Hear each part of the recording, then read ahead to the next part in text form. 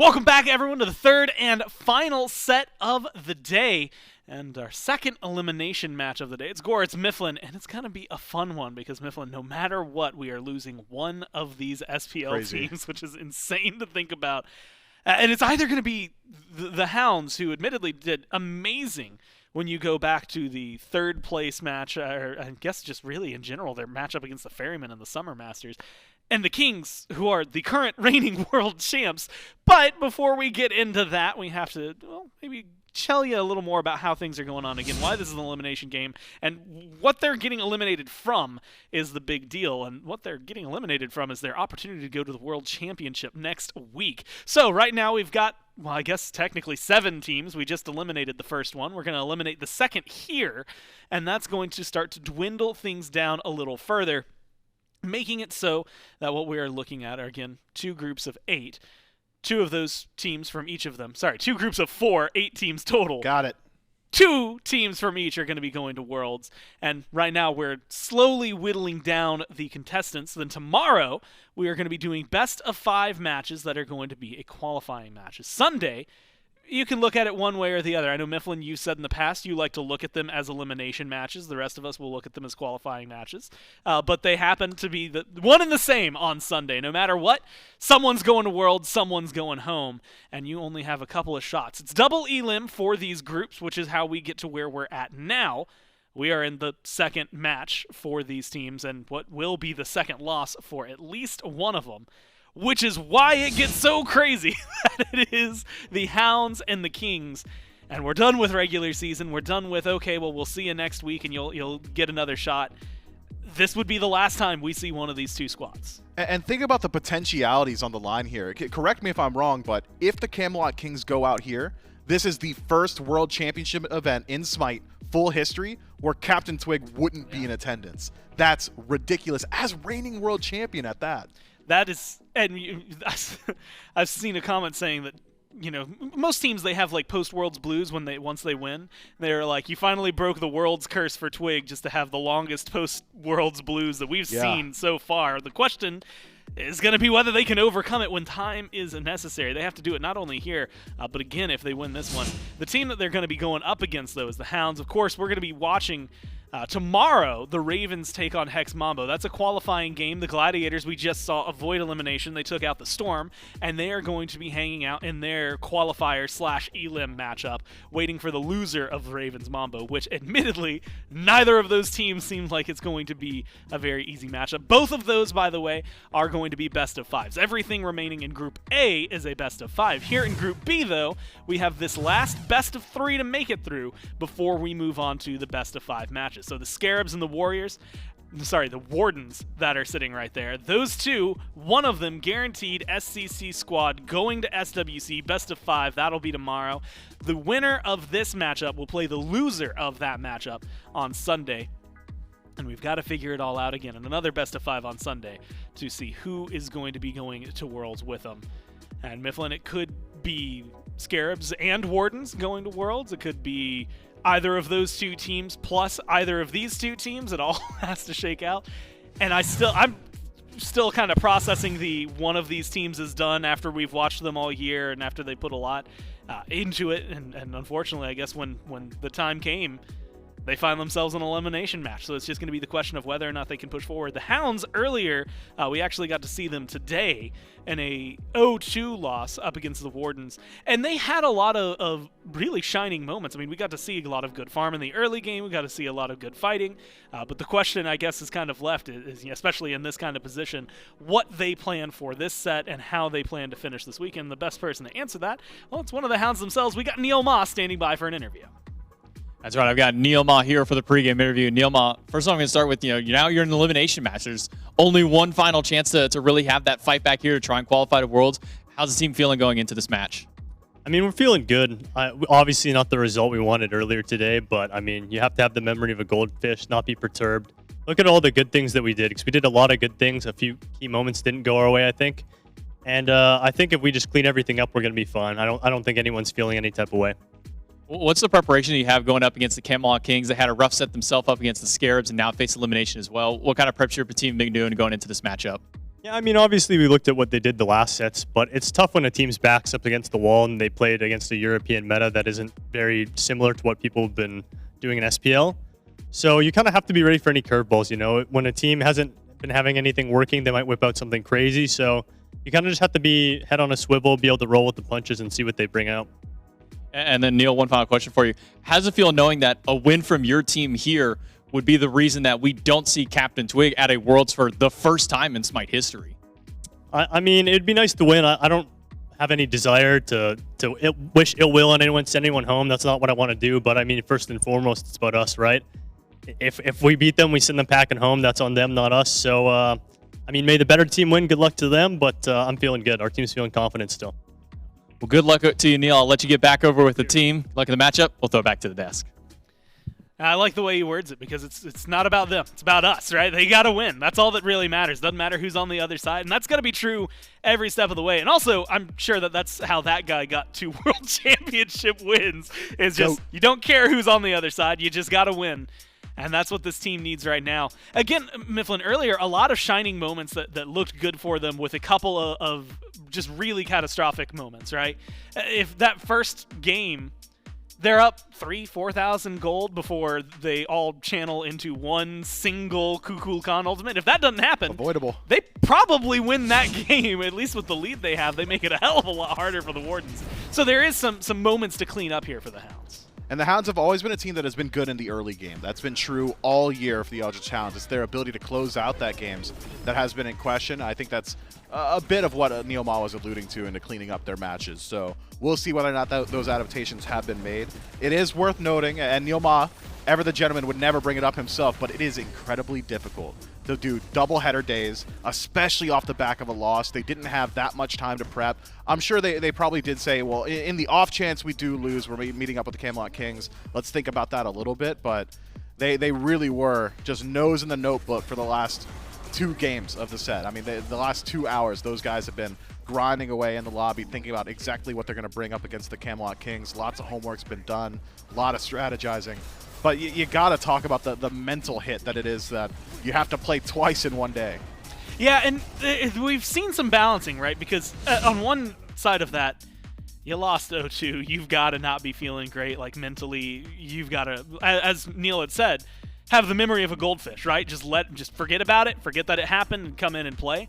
On the other side, you've got 2 games in studio today that you've kind of maybe got a little warmed up, so it's really going to be the question. And admittedly, I think a lot of the questions I had for the Hounds was about their drafting, and so that's really what I'm going to keep my eye on when we move forward. The thing that they need to worry about is their opponents. Again, a team that very recently won a world championship, and by that I mean the last one. Those are the world champions. It's all of them except that guy with the I was going to say with the ball cap, but you've got Variety wearing one right up front. Now you've got BMT also wearing one. So Quig, without Quig, they were able to do so. And it has been that kind of conversation, Mifflin, since that moment. It has been a curious thing to watch this team because sometimes we see them and it's like, that's the Kings that win. And sometimes we see, for lack of a better way of saying it, what happened yesterday, right? Where it's just like, okay, this team didn't quite show up, but I'm seeing some smiles. I think, especially since they're playing an opponent they've gone up against before, there's going to be a little bit of confidence against the Hounds. And just to reiterate some of the storylines at play here, because I think maybe has gone a bit under the radar, this is in essence a grudge match for Quig, isn't it? Leaves the Eldritch Hounds earlier on this phase, now has to match up for him, or against them rather, with his chance to compete at Worlds on the line. Everyone had thought at the time, yeah, Quig to the Kings, that's a clear upgrade for him. We heard it from PBM as well. PBM thinks Quig's one of the top 2 supports in the league right now. I think he's probably talking about Quig's stint on the Hounds for that, because since then has been a real struggle for Quig and the rest of the Kings. Would love to hear what he would have to say about something like this. This matchup certainly has additional weight for the new support for the World Championship squad. I'll be keeping my eyes on them. The Camelot Kings, to me, in the past were the stoic team. They were the team that would drag you to 45 minutes, meet you at the team fight, and they'd beat you there. They didn't care how the early game has went. Nowadays, the Camelot Kings strike me as a bit more of an emotional team. You can see it in the player cams. You can hear it in their team comms as well. If a set starts to go poorly, comms start to shut down. People become a little bit less animated in those cameras. You can see that the losses don't roll off as easily as they once did. So I think this first game of this set has got additional weight even on top of being an elimination set. And you know, one thing, you're mentioning storylines and threads I think that we have to follow. I look towards the very, very end of that room. Not Vinny, but the guy beside him. It's Jarcorrr, right? Because Jarcorrr, this would be his opportunity to go for a three-peat. He could try to do what Zapman did. Could challenge the GOAT. And could, admittedly, maybe even push it further beyond, because the first one he did it in a completely different role than as a carry. So being able to try and step there, you have to win this match. And then you have to win your next one just to get to Worlds, right? Let alone to try and get the third ring. So there's, I think, maybe a pressure that he's not feeling just yet. Right now it's just stay alive. But I think knowing that that's something that could be accomplished, something to try and be the second person to ever do it, it could be amazing for him. But you got to make it from here. And we've seen in the past how great some of these teams, when they run through this kind of gauntlet the week before Worlds, will feel when they get to the actual championship.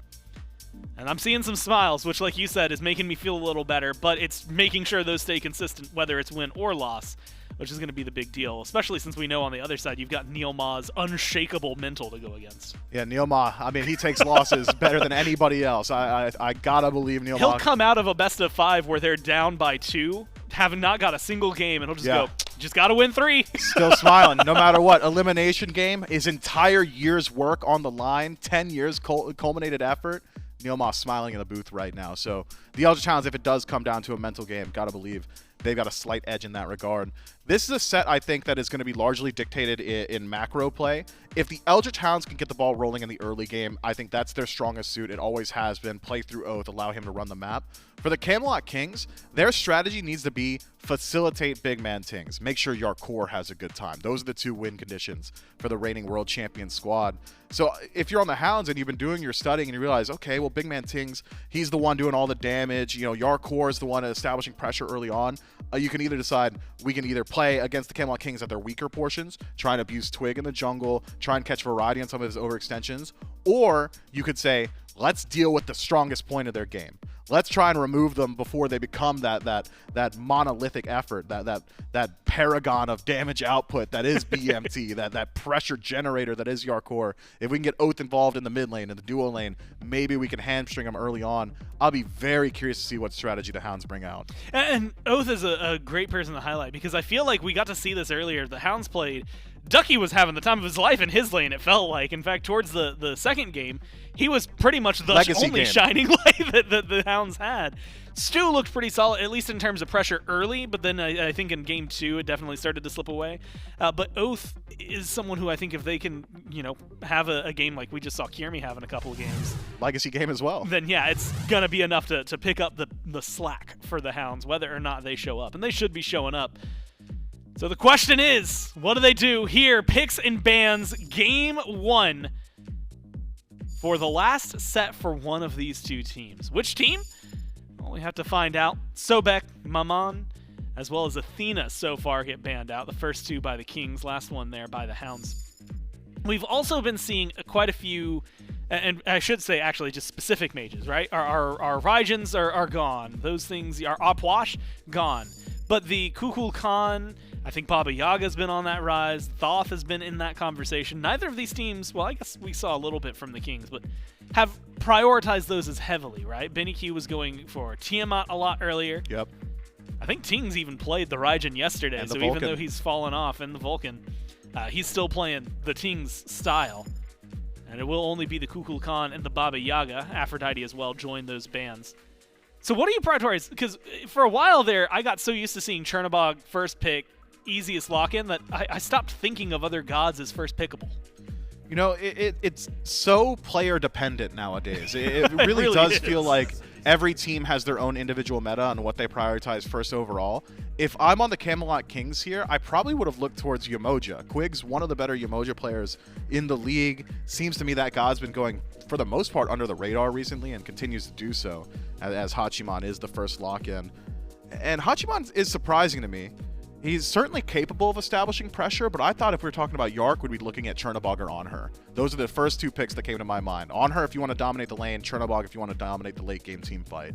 Instead, Hachiman for some safety does help you out a whole lot around neutral objectives, though. The ability for Hachiman to boost his team's attack speed with Heavenly Banner and just slam a Gold Fury at that 8-minute mark is ridiculous. So if the Camelot Kings can rally behind that style of play, if Jarcorrr is still establishing the levels of pressure that we associate with him, that certainly is a potential for the Camelot Kings. Eldritch Hounds do elect to pick up their support. Ishtar. Again, not the Yemoja, goes by the wayside, not the Anhur or the Chernobog in ADC either. Duo lane locked in. You've got decent pressure from Ishtar, beads burning potential for sure, objective burn from the Dharmic Pillars on Ganesh. I think Ganesh is in a very good spot right now, and does play well into Hachiman. The safety that Hachiman brings from his ultimate requires him to channel it first. He needs to get onto the horse. If you can't speak, you can't call the horse. And that's something I was actually really curious about what the support play was going to be, because while Neil has showcased a pretty solid Yemoja, it's not necessarily one of the top gods I think of when I think of NeilMah. Quig has shown time and time again that the Yemoja is actually a very easy comfort for the Kings and for Quig. And to the point where I'm a little surprised that they don't go for it here. They go for the Thoth. They grab Lancelot as well, and it's another one of those, Mifflin. I want to take what you said, which is that each team seems to have their own meta. That is one of the most CaptainTwig, I'm going to have a good game style picks that you can usually pick up. Lancelot has been maybe Twig's second best pick, in my opinion. I think of the Hunbots first and foremost as maybe his bread and butter, but Lancelot is something he goes towards very consistently, loves leveraging the early aggression that god has, slight displacement, but it's generally that grand joust as a massive disruption tool in the team fight. Big cripple field, can catch out Ishtar, stop Thor teleport, Ganesh won't be allowed to use that, remove obstacles. So opportunities to play around that. And because it's such a large cripple field, will also act doubly so to create space for this Thoth. Not that Thoth needs a whole lot of it. One of the longest range gods in Smite, and BMT known for never missing his abilities. Should be able to put out a good deal of it. But I like the Thor on the other side from the Eldritch Hounds. When I see Thoth, I think, who can get to him? Because someone's got to do it, or he's going to do damage before you do. Thor does that.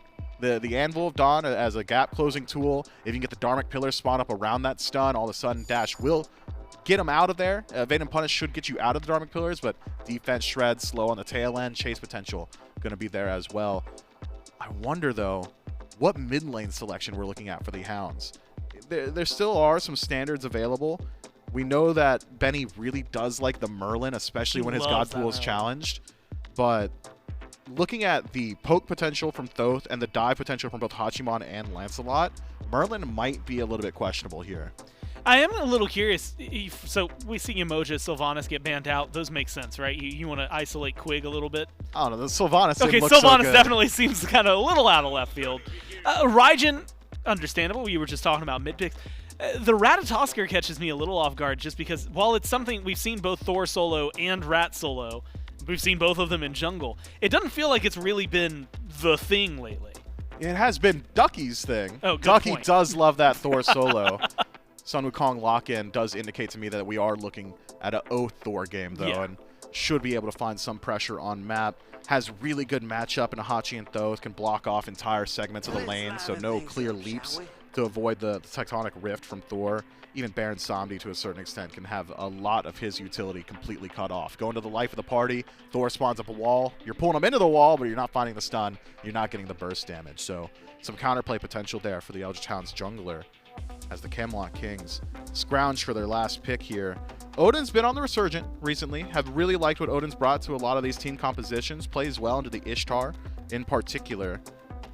But I'm looking at team fight follow-up around that Odin, and I'm not sure that there's just enough AoE threat to go towards it. That was some of the issues we saw and had with an Odin just earlier today. Also, you know, he doesn't get locked in, so maybe it's not too much to harp on, but a lot of people who can deal with getting out of the wall, or in Wukong's case, maybe not caring about the wall and instead saying, oh, cool, we want to fight, and just sticking with it. So I like the call to change away. I'm curious, how do you feel about the Achilles coming in for him, though? Achilles has just been a really good pick recently, especially with the Warrior's Axe changes. That item's a little bit better. That makes Achilles a little bit better. Start off the fight with a massive burst of damage, just get him in the execute threshold, and everybody in the Eldritch Hounds is now concerned about, oh, am I around 40% HP? Because that's 0% if Achilles is near me. So I think plays well, deals with some of the relative safety of gods like Sun Wukong, can catch out Thor pretty easily as well. So Achilles just a strong meta pick as of right now. I don't know if it was targeted at someone, but Ducky did look straight into his camera right before they started hovering Nox, so I don't know where the energy was coming from, but he was definitely Don't love this Nox. spotting it. Yeah, it's been a while since we've had Nox, and Myth, it'll be even longer since we've had her not as a support. There's a Ganesha on the board. I can't imagine you're sending him literally anywhere else. So, like, for Benny, would you... How would you feel about this? It's a really difficult pick. It does have the range to match up with Thoth. If you can clip Thoth with Nox's ultimate, especially in a late game team fight, you're doing like 50% of his HP and you're stopping him from poking. But I think this makes a good deal more sense to me. Had Nox got locked in, it would have been the most miserable laning phase we've seen all weekend. So the Morrigan maybe doesn't have the same levels as clear as Thoth, doesn't match the range, but isn't playing Thoth's game. Well, so many standard mages try and play Thoth's game. Let me play long range, poke from a distance, throw out my damage. That's not the Morrigan's MO. The Morrigan is, I'm invisible. You better hope you heard me start laughing when I went invisible, because if you didn't, I'll kill you with dark aspects immediately, right? It's a magical assassin for your team. But what it also does, and this is true of just about every composition that has the Morrigan on it, it almost forces you to play more aggressively through the mid game. If you transition to the late game behind, if the enemy team gets Fire Giant, if you're playing siege defense with a Morrigan on your team, things become so difficult because she's not the greatest at clearing waves. Her poke potential is really low, so you're really only going for the Changeling transformation all-in initiation style of base defense, which, depending on how far behind you are, can work, can also not. It just pigeonholes you into that play style. Well, I know one thing you had mentioned earlier, which was, you know, if you have a Thoth, who's getting to him, and you'd like the Thor. Good news is that now if Thor doesn't do it, you can Thor part 2 and hope that somebody's going to be able to get back there. Or Sun Wukong. So you've got a good amount of dive. You had also highlighted that for a lot of them, and I think, you know, Thoth included, but Hachi, who you had mentioned, they're disengaged. You've got to be able to use it in order to do it. So if the Ganesh can get in their face, can cause some trouble. I like what the Hounds are doing in essence, and you know, on field play is going to be a different conversation. But do you like the Kings draft as a whole as something to try and combat it? I think the Kings have got picks that will work for them, and that's so important for this iteration of the Camelot Kings. This is not the dominant squad that they once were. They're on an elimination point for their entire year right now. Get yourself on something that you're comfortable playing. Put Twig on the Lancelot. That makes sense to me. Put BMT on something that can absolutely dominate the lobby. That's Thoth. Land a late game ultimate. Clip a squishy target. Remove them from the map. You're playing a 5v4 all of a sudden. So I think a draft that can work for the Kings. The primary weakness I'm seeing is maybe ease of initiation. I'm not a Baron Samedi believer. That god really does tend to struggle, especially from behind. Great in the laning phase, good poke. If you've got a lead, dominates. Life of the party, feels like there's no counterplay sometimes. But from behind, good luck doing anything. Yeah, that's going to be the biggest question, I think, for a lot of the Kings right now to answer. And the biggest question, at least that we have, is going to be who is left standing out of this. One of these teams is going to be going home, and one of them, at least, is putting their best foot forward in Game 1, right? And trying to figure things out and see how the set goes. There's a whole landscape, maybe 30, 40... maybe longer, depending on how they go, between us and knowing where that's going to land. So a lot of pressure, I think, both on the Kings, again, reigning world champs, to try and do it, and the Hounds just trying to prove themselves. NeilMah maybe trying to lead another underdog team all the way to the World Championship. We'll find out who's going to start out best. So we jump over to game number 1, and that means going over to J-Mac and Trelly for the cast. Thank you so much, Gore and Mifflin. Elimination set on the line for 2 SPL teams here. Only one of them will go home now. One of them will get a second chance at life to qualify to the World Championships. It's going to be a tough battle. It's J-Mac, Trelly, and Doug here for game number 1 between the Kings and the Hounds to see who can start off on the right foot here in this set. And I think I want to kind of start back over towards this Baron that Quig has been going back to, because it's really only been Quig on the side of the Kings who has kind of elected to go towards this more kind of off-style support pick. So what are kind of your general thoughts on the Baron? What does Baron as a support offer that maybe some of the other gods in the pool don't? I'm a Baron believer. I mean, at the moment, I believe 100% win rate for this tournament. It could be a little off there, but still very strong at the moment as far as support goes. It just depends on how you pair them up, right? What is your lane opposition? That is usually the call. It's been an answer to Yemoja a lot of the time, but in this case, Ganesh, same sort of style. I think you're picking Baron for the ease of engage, right? Wrap it up. Very long range, very easy just to land some quick CC. Jarcorrr can follow up on it, or you can wait till late game. You get beads off, wrap it up, go into life of the party. What supports are carrying 2 ways to get out of stuns? Not many. Maybe you get 1 set of beats. Maybe. More often than not, it's none, though. Already, a lot of damage. This level 2 is scary when you have these Warrior Zax procs. You got to be watching out for the solo kills, but I like it. I like it for Quig. He has the possible cooldown meditation that could really come online late game as well. You know, it's wild to see how many more First Bloods are starting to come out of the solo lane as well. Yep. Joe. I mean, you think a few months back before the mages started taking over, we weren't seeing hardly anything over there. Warriors weren't killing each other, Guardians that were playing weren't getting much. Then the mages pop in, and we start seeing a few more First Bloods over on that side. Now with the Warriors there, it feels like there's even more action, even more potential bloodshed, especially with, as you mentioned, these sneaky Warrior Zax proxies that have been coming through. The buff to that item really has brought some of these Warriors back to the forefront, especially some of the other just general itemization around them. Well, that's the benefit of picking these ranged Warriors, right? Variety and Ducky. There's a reason they're staying at exactly this distance from each other, because Cudgel has such a long range. You don't want to get clipped by the Warrior Zax proc. Twig goes right.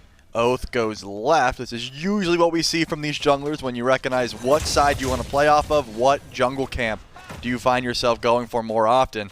And Twig has been the guy that goes right. He sticks to variety like just constantly. He is always on this side of the map, so the cooldown buff makes a lot of sense. But Oathhh, once he hits over to level 5, not only do you have to worry about Anvil of Dawn, you got to worry about a possible second Anvil of Dawn, right? BennyQ can also get aggressive across the map with that transformation. There are just so many options that the Morrigan can afford to you if you're able to get that farm online, which BennyQ takes over to level 4. He's got, I was going to say going into the Doom Orb start, but looks like he's going towards a possible Chronos pendant. So either way, the ultimate is going to be coming up pretty consistently here for BennyQ. We've also, with some of the rise these Warriors in solo, have seen a bit of differentiation in the builds. We've seen some go towards like the Gauntlet of Thebes. If it's King Arthur, we're seeing Stone of Gaia. We've also been seeing a lot of the Jotun's Wrath, and we might see some of that damage put into play here as the junglers square off inside of the jungle itself. Both of them trying to go for something over on the opposite side. Quig dismounts it off the horse. Oathhh going to chase down with Ducky. Double tap does connect, but CaptainTwig has the knockback to push one away. Able to try and dash from Ducky, but gets caught out by the Tiger Stun spin. And the Master's will is good. Ducky and the Eldritch Hounds strike for first blood. Wow, and Variety even played it smart. I mean, he was so weak, he looked at the blue buff fight, he's like, I'm not ready for this. I'm going to go back, I'm going to teleport in, and then I'll be able to help you. Unfortunately, Twig just chose the wrong way to go, or just got a little bit baited, right? He took a little bit of damage from Oathhh and said, all right, I'm going to get on the horse, I'm going to stall until Variety shows up. What he didn't expect was that Tiger Stun would connect. Maybe you try and juke it and you live there, but he tried to outrun it, didn't quite get away, and once that stun comes in, that's going to be an easy pickup. First blood over for Ducky, and now Variety, at least he got his own blue buff, right? That's the shining ray of hope here, is that he was able to pull it while Twig was dying. So that's not going to be the end of the world, but it really does stink for Twig. Makes it tough. Oh Variety might just goodness. get caught out by Ducky. That's 2 kills now for the Eldritch Hounds, as the solo laner full damage first slot is more than enough extra boost to knock down the enemy solo. Well, Variety got blue, but he's also going to lose his life. That's the other benefit of this Jotun's Wrath start. It's cheap, right? If you start that mace, you get it online so quickly off of one back. And this is a mistake I see a lot of solo laners make. Look at that Chalice. Variety went the Chalice instead of just the full item. Ducky got the full item. And he said, you know what? It's time, baby. I have Jotuns. I'm going in for that solo kill. It was close, though. Variety got him in the threshold. The issue is if you don't pre-execute before that somersault cloud comes in, you can't get him when he's up in the sky, and he's just going to heal. So well played by Ducky. 2-0. That first blood bounty's going to pay dividends. Massive start for the solo laner of the Eldritch Hounds. Now, it's a matter if the Eldritch Hounds can keep up that momentum, keep up that pacing, try and get Ducky to get involved across this map. Both solo laners going towards teleport, something we haven't seen for a while, Charlie. When we had all of these mages dominating the solo lane, teleport wasn't really a thing. It was only if you were running a warrior against the mage that we saw this. CaptainTwig in danger, Ducky on the way. Tiger to try and stun him out, does catch him. Oathh up to the sky, the dunk target is there. The knockback's already used. Oathh on the ground, and Twig in the dirt. 3 now, but the Hounds is about to be forced. Variety is caught between a rock and a hard place, and it's a double kill for Oathh, the jungler of the Hounds. I mean, Twig had Grand Joust, but he was worried that Oath's ult would have taken him off the horse, so he didn't even use it, just lets himself get ulted. And that's 4 kills for Oathh and Ducky at 5 minutes, J-Mac. At some point, Twig needs to know when to give up on the right side of the map, and I think now would be that time. You do your speed, you do your red, you do your backs, and you say, sorry, Variety, you're done, bud. I'm going to go try and get Jarcorrr online because that's the only option they have. Playing through the Achilles is done. And I think, more than anything, Oathh making that small adaptation from the very beginning. Hold that thought, though. CaptainTwig invade on the purple, successful, but he gets stunned out, and now what does he have to escape? He's got ultimate Darmic Pillar off the mark, though. And that allows Twig to use that Grand Joust to escape. So steal a purple buff, a net positive now on the side of the Camelot Kings at the very least, saving his own life, stealing a buff away. But as I was saying, the immediate kind of micro change that Oathh makes was, I'm going to go to dual lane, we're going to get this shield buff, maybe my focus goes there.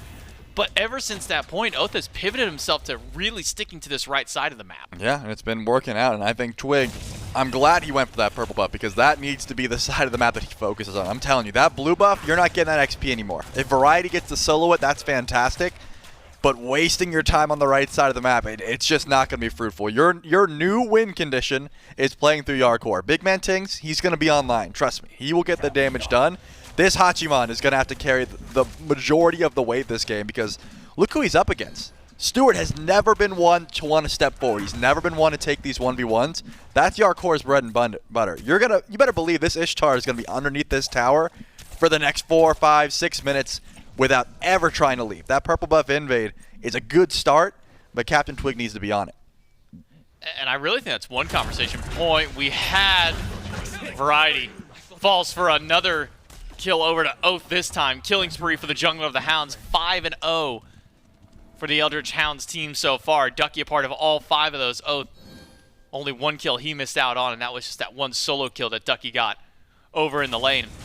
But now I think that is the official tipping point on the scales that says CaptainTwig just needs to focus elsewhere, and you see him head right towards that dual lane again. Missed out on the chance to try and take down Stu, or at least prevent him from going back to base. But Oathh is back.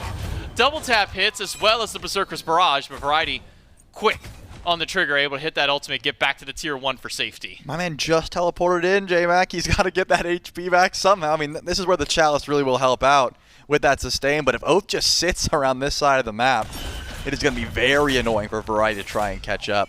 But we saw a little bit of a 1v1 where Stuart got poked out, had to go back to base, and that's what I'm talking about. This is where Jarcorrr is going to be online. He wants to try and find those 1v1s. But you know where Jarcorrr is going to find some trouble is when Ducky upgrades that teleport and the 2-0 level 10 Wukong rotates in. We've seen it time and time again, so I'm going to keep my eyes on Ducky. The second he upgrades that teleport, you better believe he's going to be over in left lane, and that's when the Gold Fury is going to be looked at. And when we've really talked about the strength of these two teams, hold on again. Variety, dunk down, wall is good, cudgel, double tap, hammer, spin, and one more in hand will do the job. 4 kills now for Oathh on the Eldritch Hounds, and Variety cannot catch a break even at the back of his tier 1 tower. The Eldritch Hounds are just all over the map, but no mana. CaptainTwig is here. Oathhh on the mana has no escape paths. Ducky's got to be able to try and bail him out. The dash is good, Grand Joust on the mark, and CaptainTwig puts his team on the board, but now can he get out of this one, or maybe can he find a bit more? Ducky up to the somersault cloud, eventually able to get himself away from there, but smart on for CaptainTwig, able to find off that pick at a no mana target. I mean, that's huge. That's a 4-0 shutdown for Twig, so that's a big deal. It wasn't as if Oathh went back to base, right? He landed on that ultimate, used all of his mana, doesn't have enough MP5 to get out, so Twig getting that shutdown is massive for the Camelot Kings way back into this game. It's only 1,000 gold, so it's not the end of the world. But I'm looking towards BennyQ, man. The Morrigan, he's been prioritizing farm. Hasn't really used his transformation, hasn't tried to get active at any point. Leave that to Oathh, of course, but there's still the ability, right? The ultimate is ready whenever BennyQ would like to use it, but he's just been prioritizing that farm. Hasn't really needed to try and fight over on the left side of the map. So just remember, these mid laners haven't been doing much, but they've got that damage online. They're level 12.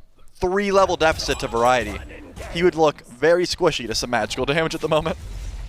Yeah, I believe we saw a single rotation from Benny, and that was to go towards that Shaman camp to help pick up a kill on Variety just after the postmortem of CaptainTwig. Outside of that, BMT sitting in lane, soak up farm. Benny sitting in lane, soak up farm. We'll have to wait and see when these mid laners can really get involved. And maybe it's around this first beacon that we try and see a first big group up for both these two teams. Remember, teleport is online for the both, but only Ducky has upgraded his all the way to that tier 3. Putting behind all of his defenses, BennyQ transforms into the Wukong, goes up into the cloud himself for a little bit of resustain. A Dharmic Pillar plus Oathhh combo only hits Quig this time, and the Coffin is going to pull back that was the decoy clone. this time. So now CaptainTwig will just have to roam around through the jungle, but Oathhh once again will dismount him off of the horse with the wall. Even if the clone wasn't there, I'm not sure there was anyone even in range for Quig to pull back in, but I like where his head's at, right? The ability to turn a fight is not bad, and benefit there for Variety. He's just able to get some farm. If the ults are being used in mid, that means they're not being used on him, right? He's like, oh wait, Thor ult's down? Thank goodness. I got a little bit of time to just farm over in right lane, or at least go for my blue buff. You would think, until we see 3-man rotation over Variety. You gotta get out of here, man. Stunned out by the Tiger. Does return some damage back to Oathhh, but losing out on yet another blue. But I think now the story is kind of what you were talking about with CaptainTwig going over to the dual lane. You see a 12 versus 10 in solo.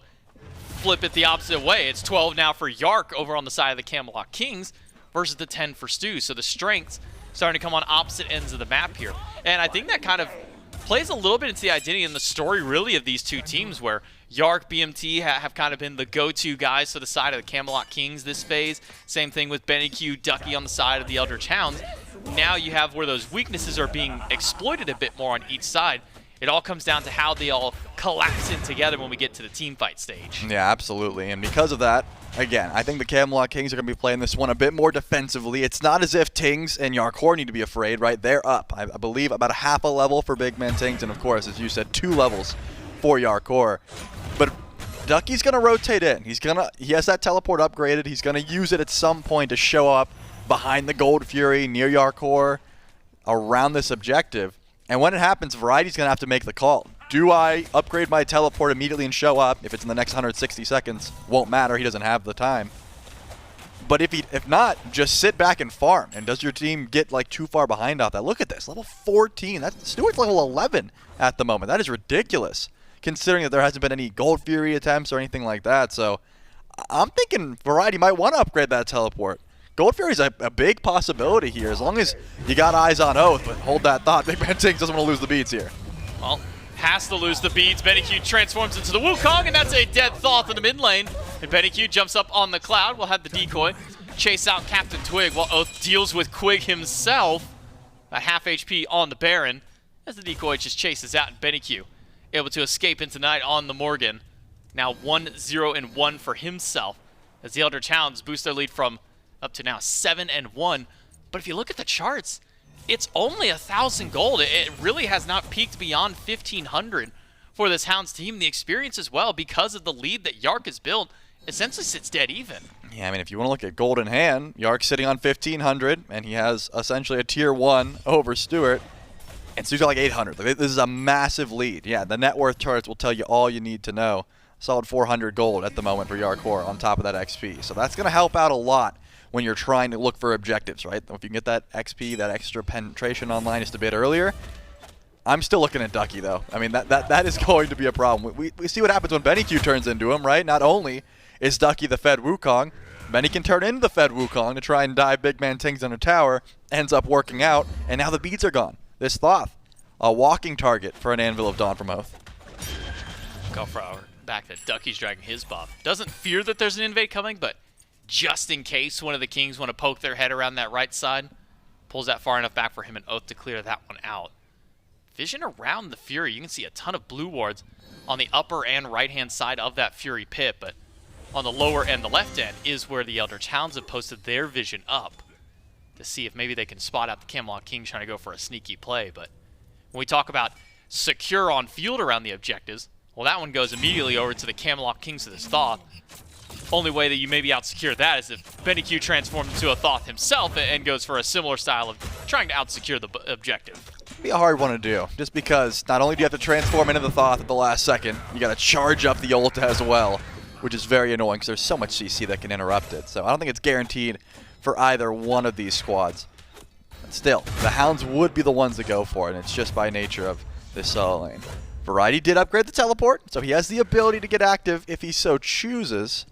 But this has been a very, I mean, the way the kills, it's been a bloody game, but also a slow-paced game as far as objectives go. I mean, this Gold Fury has been untouched, not even an attempted pull. The majority of the fighting has been at Variety's blue buff. Like, that's where the action has been so far this game. If there was a heat map, there would be a big red spot near the blue buff, and then a small one near Ting's tower. I would even say maybe, you know, like Stuart's purple buff would probably have like the next point. It's like opposite ends of the map and then they converge in the middle. BennyQ getting pulled back to the coffin wall, not able to save him just yet. Pops the Aegis and the beads. Is he able to get away? Transforms, goes to the Wukong and gets on this guy just in time. CaptainTwig off the mark with the damage. Now can BennyQ escape? Gets to the Tiger form to try and bail himself out. But now it's Ducky up on his own. Variety blinks to the back, takes down BennyQ, and now it's NeilMah running. He's thrown down the pillars, but he's got nothing left in the tank. That's CaptainTwig. Surges through the backline and takes down one. Oathhh to the sky, and a sliver of health is out. And the Camelot Kings, they just need one fight to bring it back. J-Mac, I'm going to let you in on a little secret. BennyQ had ult, beads, and Aegis, and still ate that Baron ult. I don't know why, but he did. He ended up using all three, trying to escape, and still died. That's all that Quig wanted. He just wanted his beads. He's like, hey, I got the Morrigan, maybe I'll get beads. Benny ate the ult, ate the Thoth ult, Aegis after it came through, turned into Wukong, ran, and luckily, Variety had the blink to chase him. He almost made it out. Props to him. He almost made it out.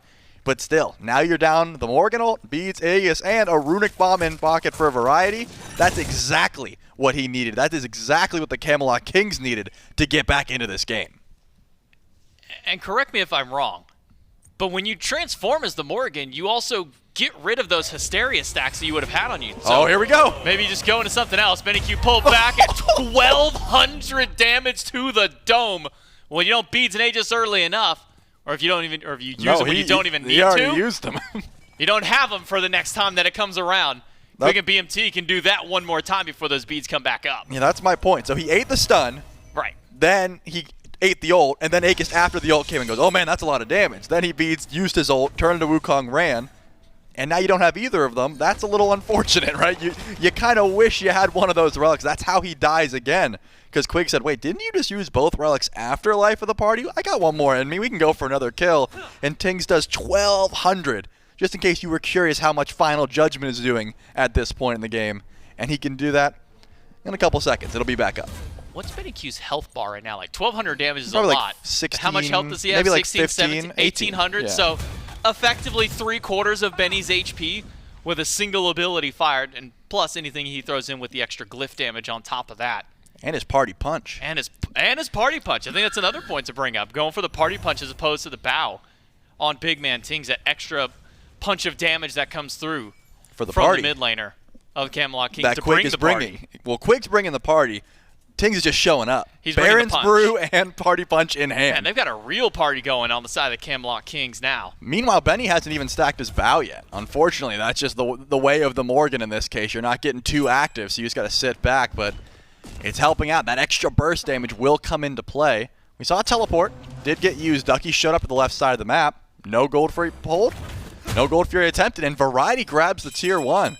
I wouldn't be crazy to say that Variety is caught back up. You know, that is, we are in real time where the Achilles, sure, 1-4, while Ducky is 2-0-4, but look at the builds. They're basically mirrored. Sure, the itemization is a bit different, but as far as gold that is put into items here, I'd say they're pretty close. How many times has this happened to Variety now where he'll go down 1-3, 1-6, 0-4, and then he's like, even if not ahead of his enemy solo laner, there's just teams that are not able to push that lead in the solo lane far enough to keep Variety down. The man's the Zap man of the solo lane. 1-4 does not phase him. It really doesn't. And this sounds mean when I say it, but him and Twig are so used to being in positions like this that they've maybe just kind of been, melded by this lower, KDA that they've had, that they can just now build upon that and now go for a Gold Fury for the Camelot Kings. And this is a Kings team that was just getting hammered at the start of this game 10 minutes ago. It's all Eldritch Hounds all day long. Now, the Camelot Kings are fighting confidently. They're taking objectives. Variety probably goes down here, but he doesn't care. His team got the objective on the other side. Yeah, unless the Fire Giant gets done, and considering that Stuart's heading back over to left, it's not going to be the end of the world.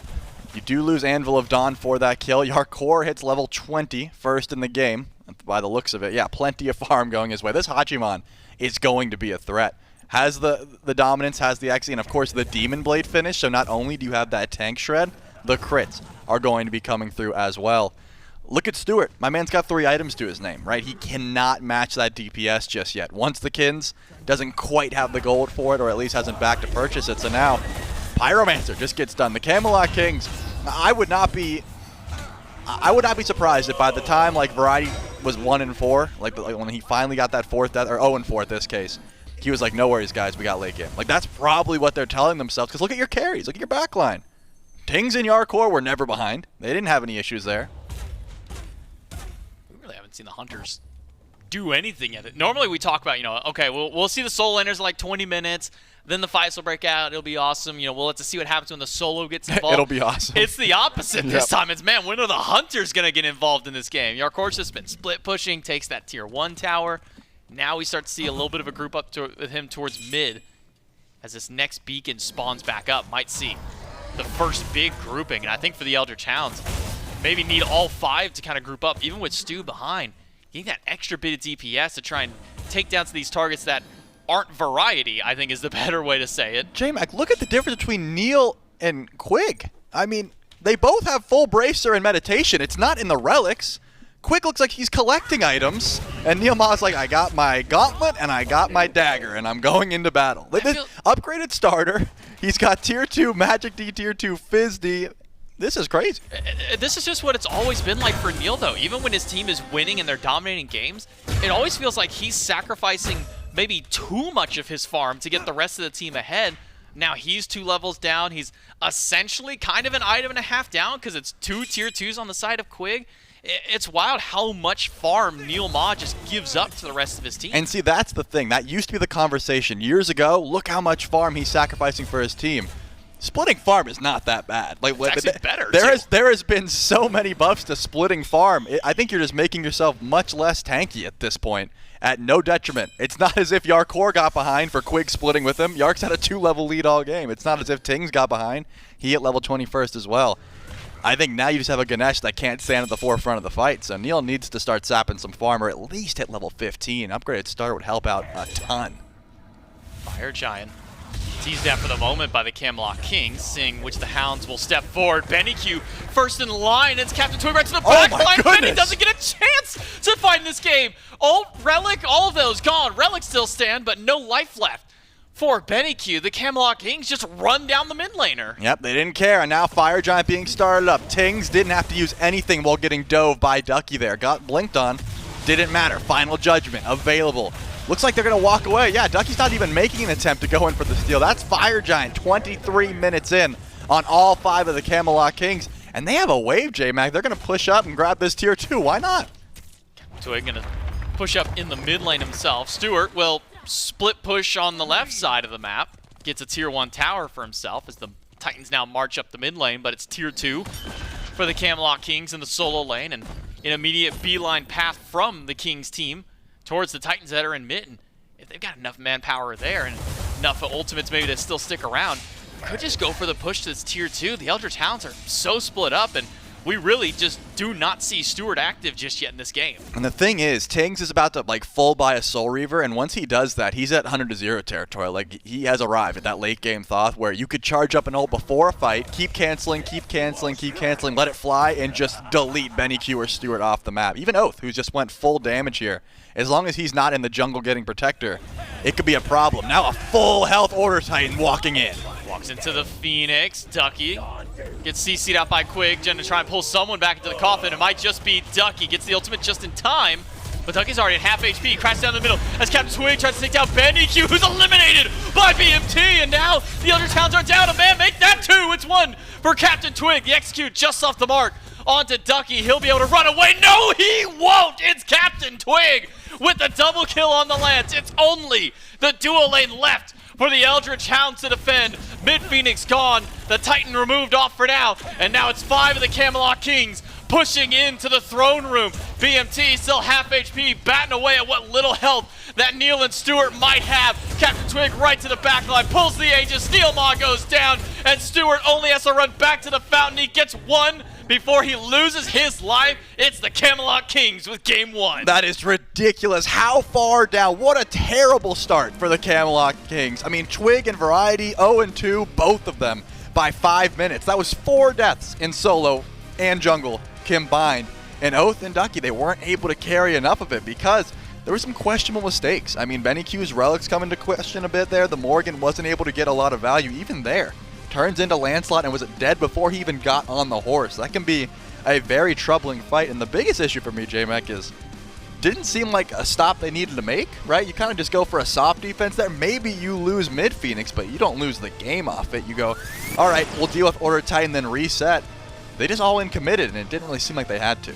And some maybe questionable transformations in general from Benny. It felt like every time except for that very last transformation that it was into the Sun Wukong. It sounds right whenever your Wukong is so far ahead. Just the early game one was sick. He's doing a lot of damage. That means I can do a whole lot of damage. I'm also kind of tanky, but when we start getting to these last couple of fights, the Wukong transformations aren't doing anything. Before he even gets the chance to really transform the fight before, he's dead because CaptainTwig is just chasing him down on the horse. Right. It just felt like this Morrigan had no impact on the map, that BennyQ really couldn't get anything done. And then I said it multiple times, that was the first time that we saw Stuart join a team fight the entire game. He was 0-0-0. And by that point, it was too little and too late for there. The Camelot Kings able to fight back through their early game and take game number 1. We'll see if they can keep it running in game 2 right after this break.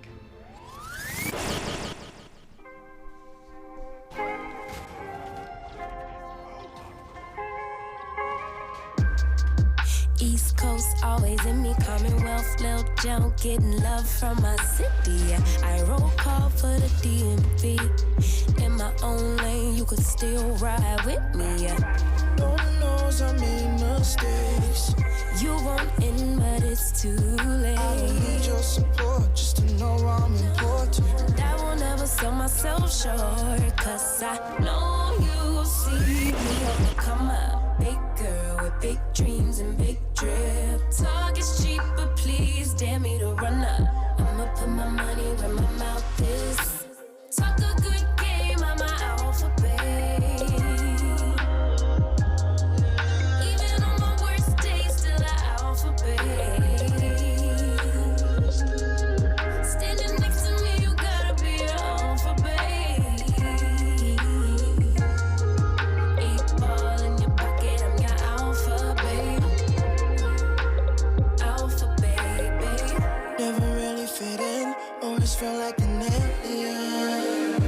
I be in my own space of mind, making boss moves in my own time, and I Write my own rhymes. find me all alone. I'm on the road. I had to take a couple hits, a couple stones, but targets I don't ever miss. They wanna know. It's like to be me. Let me give you this game for free. Know you see me on the come up. Big girl with big dreams and big drip. Talk is cheap, but please dare me to run up.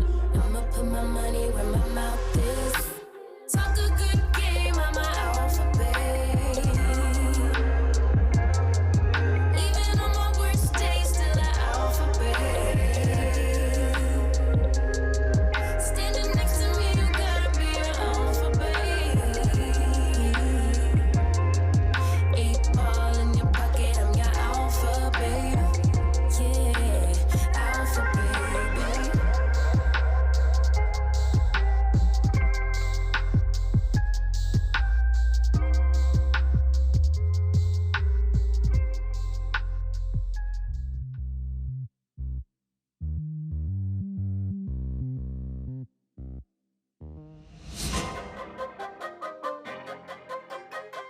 Despite an excellent performance during the first half of the year, the Hounds were met with the struggles every team has. roster swaps. Losing Quig and Coast, picking up Stuart, as well as back-to-back champion and MVP NeilMah, the team struggled to find their identity during the road to Worlds. Eyes turn towards NeilMah to facilitate carry Stuart and BennyQ, and help his team keep a level head as he looks to lead yet another underdog team to victory. I think the Hounds are an interesting team. They do have like sparks of like greatness, and you can see it, and all their players are really, really strong. Then it's just maybe they're not necessarily used to winning all the time, so when they get in that position, it's hard for them to close out a game. That tends to happen with lower seeded teams where in tournament settings or in competitive settings, they're like, early game, no problem. Mid game, no problem. Get a fire, and then it's siege, and you're like, ooh, what do I do now? Like Oathhh is like, he's like the peak, like the epitome of a carry player. But sometimes like, it's just not his game. And I think the same goes for like a lot of their players. Like sometimes Ducky has like an incredible Thor game or incredible Herc game, and then next game it's just not the same thing. I think that's what Hound's problem is the fact that they're not really consistent, all of them at the same time, to be like a top team, and I think that's why they struggle in the full split of SBL as well. I mean, Neil is one of the best people to have on your team. He is the most uplifting person. He's really optimistic about everything, and he keeps everybody in a good mindset. And I do think the Hounds need that. Talking to some other people can be a situation where they kind of get down on themselves sometimes. So I think somebody like Neil, who has the experience, who has the attitude that they really need, I think going into Worlds, if like they let Neil do what Neil wants to do, it's going to be really good. I think Stu, he had like a crazy Worlds run last year, and I think people always overlook it just because I guess we didn't win, but I think he played really well. And I think someone like Neil can definitely get him back to that spot, because I think Neil's always been a player that's kind of uplifted everybody's spirits on the teams he's been on. I'm sure Neil has a lot of confidence when I think they were losing a lot of sets and they turned it around. So when you've got that experience of coming back, it's always going to be imprinted in your mind somewhere that you know you can win no matter what. But just because you have that opinion doesn't mean it's going to convince the people in your team that it's going to be that way. Like I said earlier, if they believe that they can do it, then they can do it. As soon as they have that, even if it creeps in at all, that little sense of doubt, they're done. But if they believe they can do it, I think they can. So I feel like NeilMah is not the best mechanical support in my opinion, but he's a really smart player. Like he will make a team work. Like even though he could like be missing some stuff, like missing this and that, I feel like he can lead a team to a victory. You don't always need a top player in every single role to win championships. And just look at SK in Season 6 and Season 7. Like, you just need the right team together to win. And I think Neil can be the glue a lot of the time to teams. And they have some star players on their team for sure. BennyQ always popping off on the Raw. Oathhh can be a hard carry, like quadra kills on Thanatos, going crazy mode. So they might be able to get their stuff together, but if I were a betting man and if I had to choose a team to play against, I'd rather play against them than a lot of the other teams. The Hounds have one final chance to make it to the world stage. Will they get there, or will they fall short once more?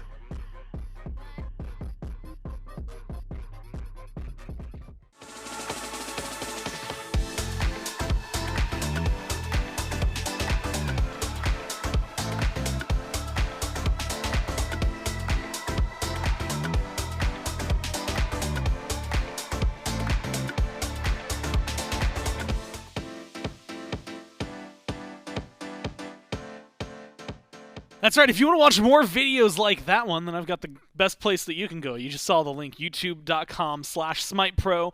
We've got one of those for every single team that is here, as well as the teams that are coming up, to just get the players' thoughts on how the teams are going to be doing, what their performance at Worlds is going to be like. And, of course, you're going to want to tune in at Worlds and keep watching on youtube.com/SmitePro, because we're going to be releasing some that are about players as well, which is going to be very fun to watch. And if you're like me and you want to get a little more in the mood for the World Championship, you can also go to youtube.com/SmiteVod and watch all the past Worlds finals and get that energy ramp as we approach the World Championship. A lot of fantastic content, so make sure you're checking us out on YouTube, subscribing, liking, leaving comments everywhere. But it's Gort's Myth, and despite the early game, the Kings managed to find themselves a 1-0. And I would argue maybe even in spite of the early game, they managed to fight back and find their way into this one. So we had talked about in the initial decimate, how are the Eldritch Hounds going to try and play up against the Kings? Does it play against their strongest players, or is it try and knock down maybe some of the contestion points, the weaker points in their team composition?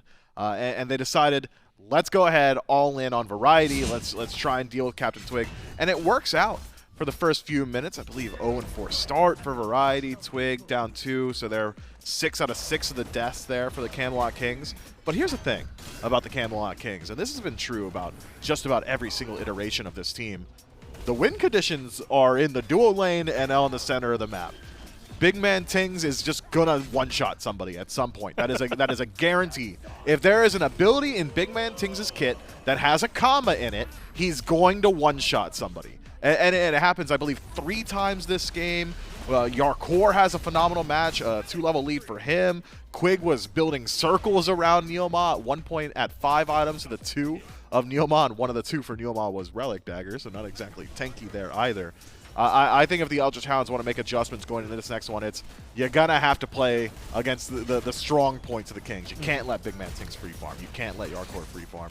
Because if you do, by the time the team fight phase rolls around, and we forget about this so often, the Camelot Kings are a late game team. That's what they do. That's their MO. They want a 5v5. That's the best point of their match.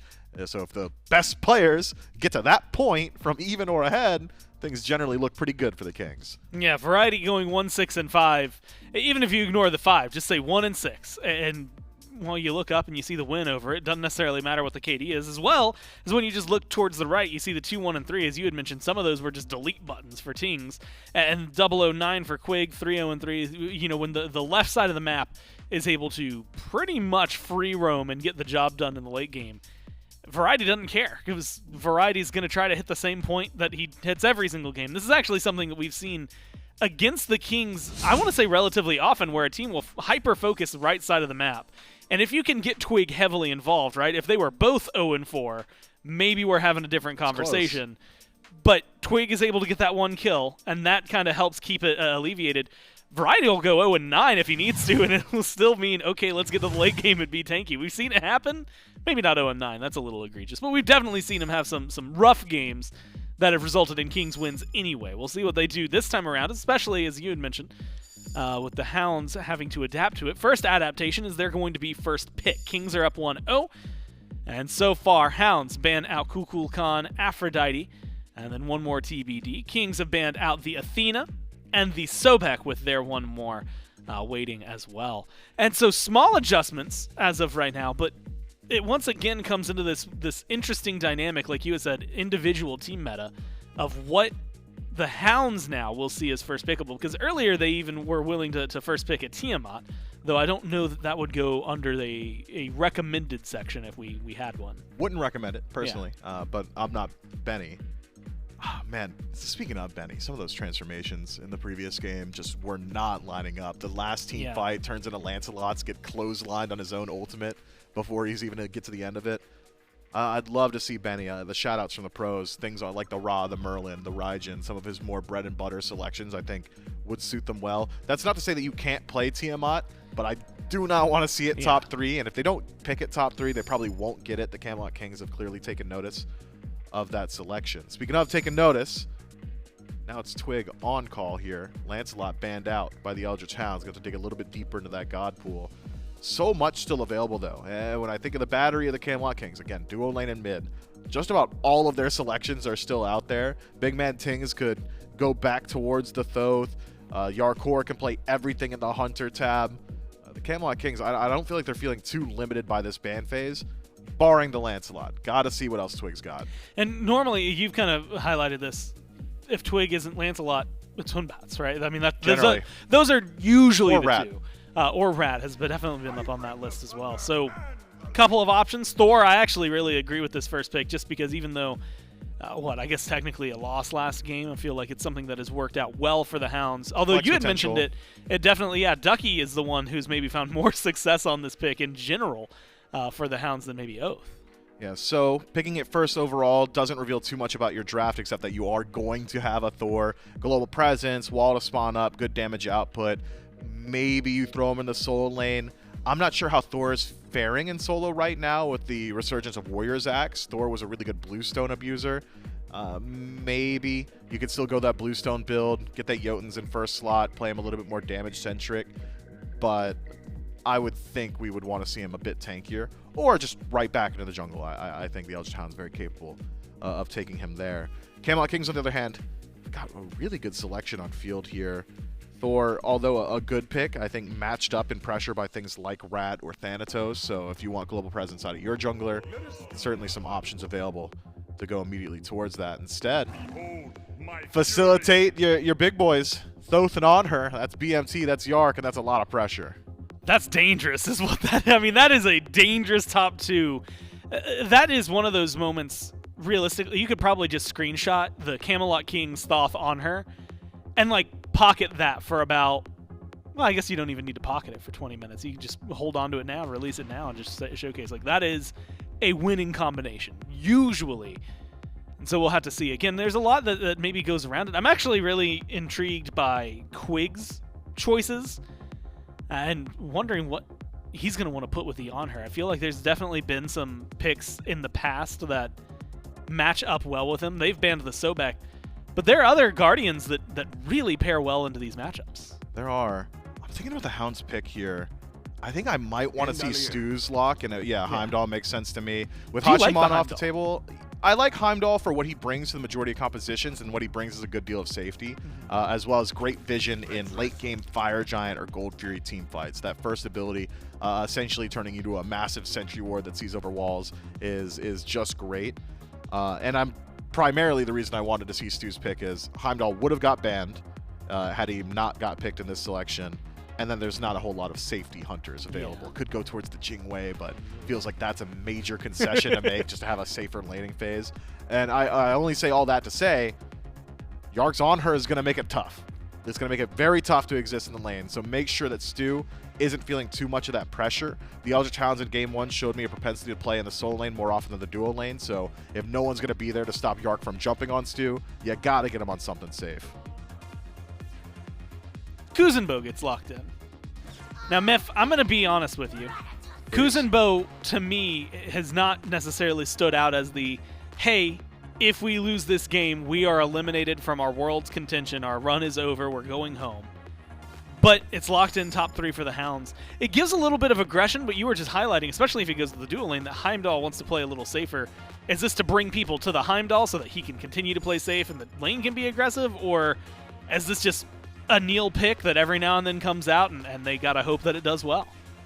A little column A, a little column B. That's not to say, again, Heimdallr very safe. Also hits very hard. His auto chain, one of the better level 1 through 5 auto chains, can do upwards of 100 damage, like a tier 2 item. So I forgot about Maman, and she got banned the second time around, but I can't believe she made it all the way down there. Yeah, I just got whiplash from that too. Good spot from the Camelot Kings, not giving that one up.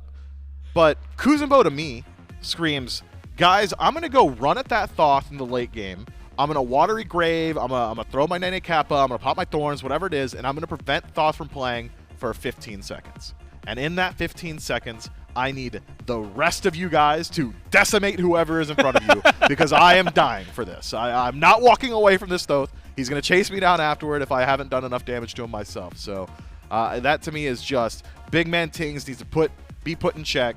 Kuzenbo's the god to do it. Let's get back there. You talked about Thor into the Thoth last time, so maybe some play there.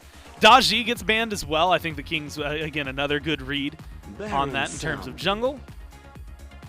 Yemoja, Ganesh taken off the board in terms of support. Kings are just going to run it back. It was 009 for Quig last time. 2 games, 100% win rate for him so far this week.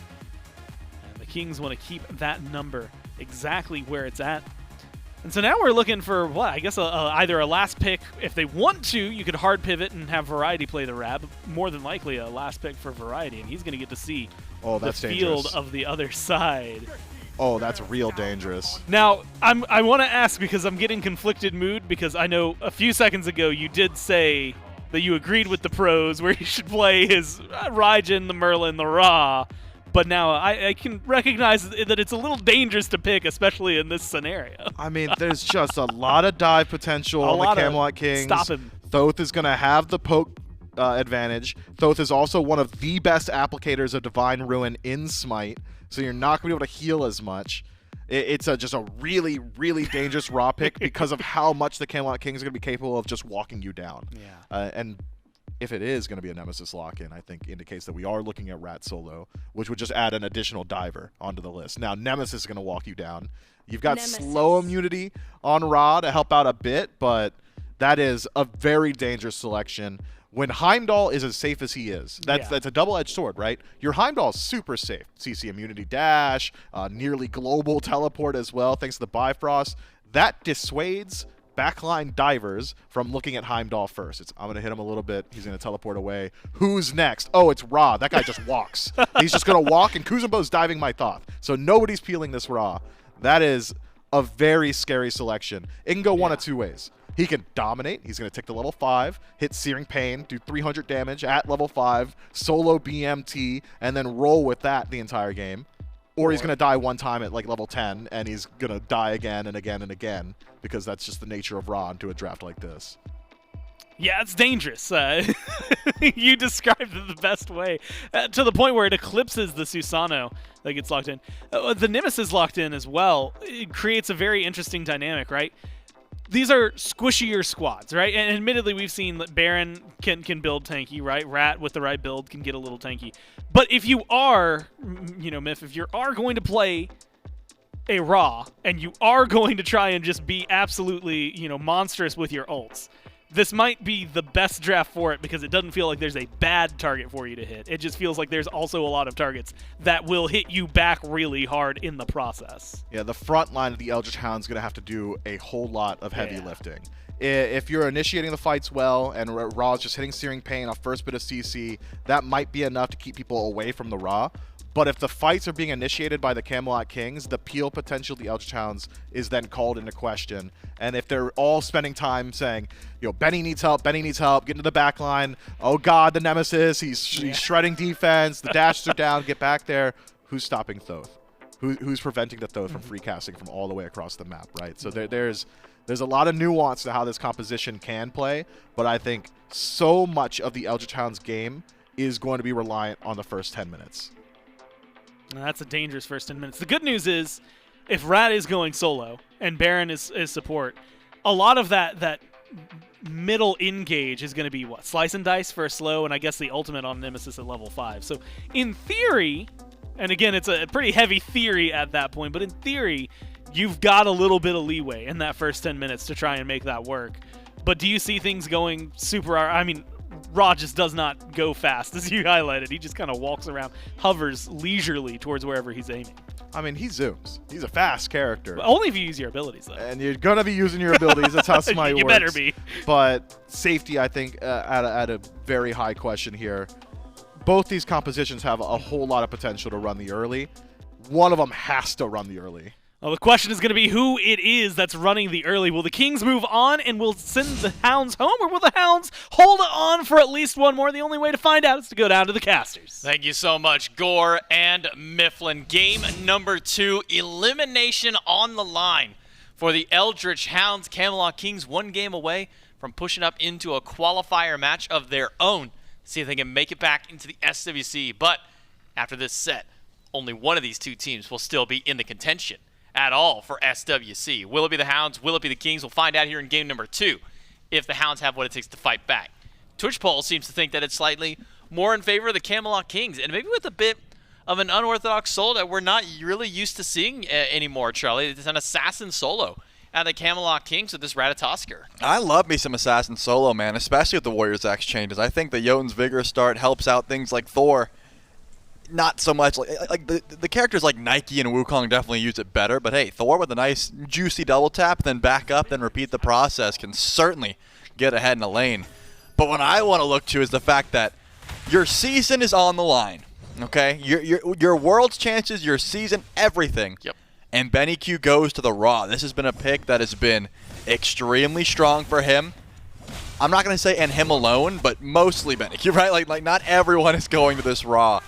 It's a pick that you have to be confident on, right? You can't go in being like, maybe I can hit my snipes today. No, you got to say, give me the Raw. This isn't a pick that your teammates set up for you.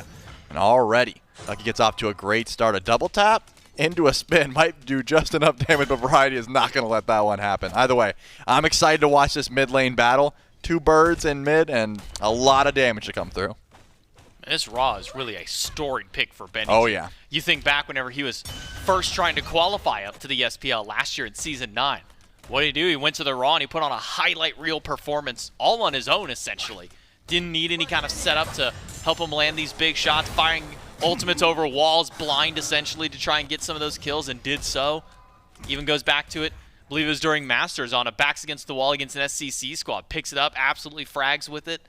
So it's been a pick that, while Merlin would be a god that we always talk about that he kind of defaults back to, when BennyQ needs that power pick, when he needs that carry, this is the god that he almost always flexes back towards. When BennyQ needs the dub, hopefully Raw won't flub. I was trying to think of something better, but that's not bad. Well, yeah, we'll workshop it. We have plenty of time. This is going to be a slow early game, and we'll figure out something a little bit better. But once again, Oathhh heading left, CaptainTwig heading right. Nothing shocking there, especially, though, the fact that Stuart goes to the Heimdallr. He already played very safe on the Ishtar, right? It was not a pick that he tried to get too involved with. He stayed very far back. I'm assuming the same sort of style here, right? Staying very far back, not really stepping up for anything. The Heimdallr is a lot safer, yes, but maybe it's because you look at NeilMah, and he's on the Kuzenbo. This is a pick that is not going to have much peel. It's going to be more so for engage. So maybe that was the answer. And because of that, you got to wonder, who's going to be peeling for BennyQ? Maybe he's just going to try and kill everyone that tries to kill him, and then you don't have to worry about peel. Right, did go back to base, teleports back in, so better HP for him up against Ducky for the time being. But still not in the best position. Does have that tier 2 Acorn. And the one benefit that Ratatoskr has over almost every other god in the game is that he can just buy his item there. At least just the Acorn. But now on the wrong side of the wall, Oathhh shows up and Variety will get put down by the jungler once more. It's a repeat of game number 1, but it happens in the lane this time up against Variety. The 2v1 goes to the Hounds. Yeah, but Twig, smart man, knows that blue buff's gone. Just go ahead and steal the blue buff instead and then get away. Maybe even take away the speed. That's what a lot of junglers do here, is when they do invade that blue, they immediately go for the steal. The question is, does Oathhh recognize it? Twig actually blinks to try and get both done quickly. He could definitely get the red, but does he make it out? It looks like he's been paying. I think they were saying he went to speed and done, but no, he did the red instead. Still not bad, of course. Being able to take away that red buff certainly helps, but the real hurt is when that speed buff goes down. And look, Oathh's not even checking it. He just assumes it's down. He's leaving it to Benny. Yeah, Benny goes back, sees the single minion that's sitting in the red buff, goes, oh man, I lost my buff. I lost my XP. What the heck's going on? Man, Variety's already back to half HP. He just got back to lane. This happened last time. He teleported into lane, lost half his health. Is already back once more. Half HP, now level 5 for Ducky on the Thor. Coffin from Quig to try and pull Stuart back. Gets the beads out of the Hunter, but that ultimate from Jarcorrr doing a lot of damage, as well as the damage from Ducky. That was is just getting bullied out. That's one ultimate down now in the solo lane on the side of the Eldritch Hounds. Meanwhile, flip end, it's 2 ults down the duo for the Kings. Yeah, well, Ducky is just trying to. That's the benefit, right? You got to. Oh, he's dead. Oh no! You got no beads, man. What? He sighed. Back up. That's what I'm trying to figure out. He sighed as in like, oh man, unlucky. But he did the simplest double tap wall I've ever seen. You know, like, it just seems like that was a play that didn't need to happen. And now you're in a real rough spot because you already teleported. You're never gonna have beads. That's minutes away. And Ducky's gonna half health you every single time you walk up to the lane. It's just a little bit unfortunate. Oh, he forewent the point. He didn't even hold it 5. He just put the extra point in the double tap. That's where the HP went. He said, I'm just gonna keep leveling. Even better. Yeah, says, who needs an ultimate if my hammer just does more damage and I have on, what, like a 10-second cooldown essentially up against the enemy. But this is the exact position that we were in last time. That is true. It's only a 300 gold lead, 400 give or take for the Eldritch Hounds right now. 2 kills up. Last time it was 4 about at this point for the Eldritch Hounds. Difference is that CaptainTwig hasn't gone down. Maybe another kill on Variety. Oathhh misses the pull. Tries to get damage onto the wrap, but not going to get enough to really threaten Variety's health bar. He can dunk back over towards his blue buff, which I'm almost surprised we don't see Oathhh or Ducky going towards just yet. Just now seeing Oathhh make that rotation up to blue. Going to go for an invade against Variety, but CaptainTwig says, all right, well, I learned my lesson last time. Don't stick around here with the solo lane. See what we can get done on the opposite side. We'll go for a purple invade while the Eldritch Hounds strip away another blue. Yeah, Twig's a smart man. He said, you know what, last game we were both 0-2 before I figured out that I should leave you alone, bro, and I have figured out my issue. I am leaving while you are 0-2, and it's going to help them out for sure. The question is, how long can Variety get bullied this way? I mean, with the build that Ducky's going for, like I said, half health every single time the wall comes through. And once you have that Anvil of Dawn available, you could almost 100 to 0 Variety before he gets the, I assume, Glad Shield will be the first item he wants to go for, because there's no way you go Jotuns from this spot, right? Like, the usual build is Jotun's Vigor into Glad Shield, but because the Acorn takes so long to get online, you are going to die so much more if you don't go a physical defense item here. It gives you value against Oathhh and Ducky, gives you a little bit of CDR. If he builds into a mace, I've got a bad feeling about the rest of this lane. So now eyes kind of go towards the rest of the teams. Okay, well, Variety's having a tough time. Not sure how easily we can, dig him out of the hole that he's in. So what do the Camelot Kings do elsewhere on the map? Do you focus a bit more towards BMT, try and punish BennyQ on this raw? Well, Benny hasn't really stepped up beyond the halfway point of the map at any given moment just yet. Do you go over to the dual lane and try and help out Jarcorrr? Well, we've seen what's happened with Stu. He'll sit back, and he went 0-0-0 until the last moments at the throne room last time, where he finished the game 1-1-0. Fight around shield buff, NeilMah used the ultimate, and some good damage by Stu on the Heimdallr. And getting Stu on this pick, it's one that's super safe, but at the same time, this is Stuart's most picked god. This is the guy that he has the most time and comfort on at the SPL level. And because of that, I don't expect Stuart to get ganked too often. He's going to stay pretty far back. And I think echoed by that is CaptainTwig going Blink, right? Yeah, and anytime a Nemesis is going to go for a gank onto a Heimdallr, it's going to be knock up, ult by. Instead, ults aggressively onto Jarcorrr. Unfortunately, does not find the kill, and of course, Stuart's going to be able to spy, but the snipe onto CaptainTwig! And now BennyQ low, Variety able to take one down. It's a 1-for-1 trade over in the mid lane skirmish. Variety has no mana to his name. If anybody catches this Ratatoskr, he is as good as dead. Keep backing up to that tier 1 tower. Pull back, but now BMT's on the wrong end of the wall, and it's Ducky to put up a second kill this game, and you can see the team getting energized on the Hound side of the booth. Yeah, I noticed that relic pickup from Tingz, and I didn't love it, and I definitely didn't like it there. One beads gets you out of trouble. Aegis does nothing against Susano. And that's the thing. I guess it's just for the snipe, right? Because anything else, Thor ult, Aegis does nothing. You're just gonna get CC'd out of it. Susano, you just hold your Aegis while the ult's popping. Like, there is just so many ways that beads is better early on, and in this case, beads saves Ting's life there, 100%, but Aegis did nothing. And now he goes down. He was just trying to save Variety's life, who was able to get that kill onto BennyQ, which certainly helps out. But now you got this Thor that's just going to be a growing problem. This was the same as last time, though. Ducky was a growing problem that was dealt with. But Twig going down, Tingz going down, that's what's really going to hurt here. BennyQ just hitting level 11, where his counterpart's already been there, even with the 1 death to BMT's name. Camelot Kings being even down 4-1, the game is still only about a 600 deficit for the Camelot Kings. Very similar to what we saw in game number 1, except not quite as extreme in the kill column. I believe it's 7-1 as we started kind of approaching this 12 to 15 minute part. The Camelot Kings were only down that 1k gold. All they needed was one fight to swing back in. NeilMah, we're on the top side of the map, gets spotted out by Quig. NeilMah will now rotate back over towards the duo lane. A couple of pings come out, spotting out where Jarcorrr is, but now the Eldritch Hounds, what do they do at this point? I mean, Oathhh has that ultimate. It's a good, easy setup for BennyQ. We saw how good it worked in the fight before. Where do the Eldritch Hounds go now? They've got this small lead, minuscule essentially at this point. What's the best course of action for this team? Well, they can certainly try and play through the right side of the map. I don't imagine they head left and look at Jarcorrr. It just doesn't seem like something Stuart's going to help much with. He's still stacking up Devos. He's just so far behind in that regard because of how safely he's playing.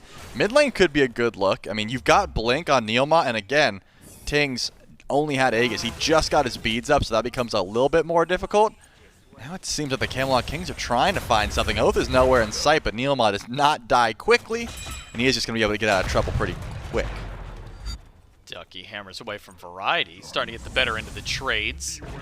Jarcorrr spots out Stu. Bifrost will get Stuart away for the time being, but now that defensive tool gone for the Hunter of the Eldritch Hounds, and his shield buff is the return priority. Still 2 minutes until that first beacon spots up. As BennyQ roams around on the Raw. Has that Book of Thoth and the Spear of Desolation online. So farm has been the name of the game. In fact, outpacing the stacks that BMT has for the Thoth. But unfortunately for Variety, he might be able to make it out of here. Has ultimate this time, so if he thinks that there's too much threat, he can just press that 4 button and get out.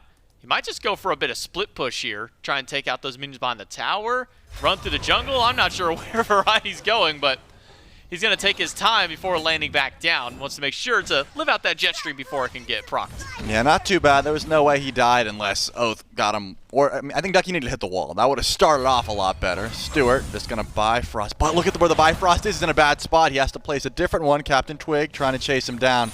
With NeilMah close, I don't think it's going to be a big worry because of that right there. No beads. CaptainTwig was never going to be able to chase down fully. And Stuart gets to live to see another day. Ult for ult. Not a bad look. So now Stuart living. CaptainTwig until he gets those beads. Kind of as you mentioned at the start of the game. It's pretty much how that song and dance will go. Invade to the purple buff. Oathhh goes in against Jarcorrr. Coffin gonna pull NeilMah back, and a Typhoon sent through by Oathhh just to try and confirm that purple. Stolen away by the Eldritch Hounds, and now it's the Hounds trying to get some advantage on both fronts. They were getting the better end of Variety on the right side, but that really hasn't proved it to do much anymore. As Variety is all completely caught up. Now it's Stu trying to get ahead of Yark. Yeah, because it's Ducky who upgrades this teleport so early on, right? If you put that much gold into your relic, it gives Variety a bit of build leeway where he can try and catch back up, and essentially that's what he's done. Mirroring level 12, not going to be the biggest deal in the world. BennyQ has been sitting underneath the tower, so besides that one death, has not really given any opportunity to find kills elsewhere. You asked me where I thought the Eldritch Hounds would try and force their lead. It has been a whole lot of attempts, but not really anything sticking just yet. You know, the right side of the map, yeah, Oathhh goes over, goes, maybe we can kill Variety again. Oh, he's pretty tanky. Okay, we should give up on that front. BigManTingz regretted his decision, waited until he had beads to start getting aggressive again, and now he's been coming out of the tower a little bit.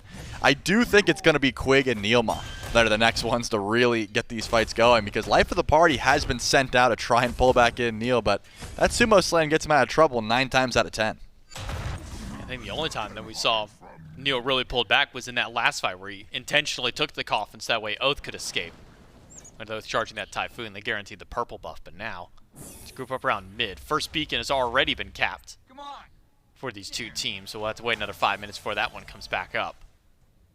But it's been a very quiet game, and to be honest, I mean, this is what we see all the time when it comes to, you know, elimination matchups, you know, qualifier rounds, even, you know, semifinals where you're trying to get to that finals, that grand moment for these two teams as things really start slowing down when you're on match point at this moment. So not too surprised to see the Eldritch Hounds taking it a bit slower, even given the lead that they had started with. That's a good point. There's a lot on the line. Like I said early on, like BennyQ goes to Raw when everything's on the line, but this game still does mean everything's on the line. Not just for Benny, the whole team.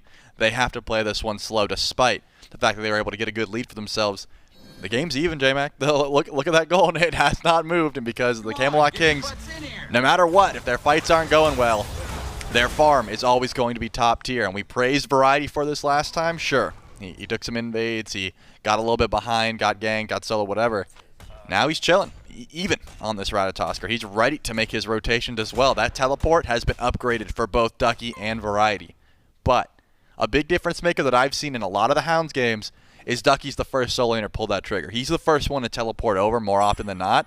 So you got to keep your eyes out. Make sure you're warding, because the skies are going to be filled with Rat and Thor later on. So I think that's probably why we see Stuart playing a little bit defensively, you know, just in case Variety shows up, just in case he's not on the ward coverage. And also because he's up against an Anhur, who's just going to win these boxing trades early on.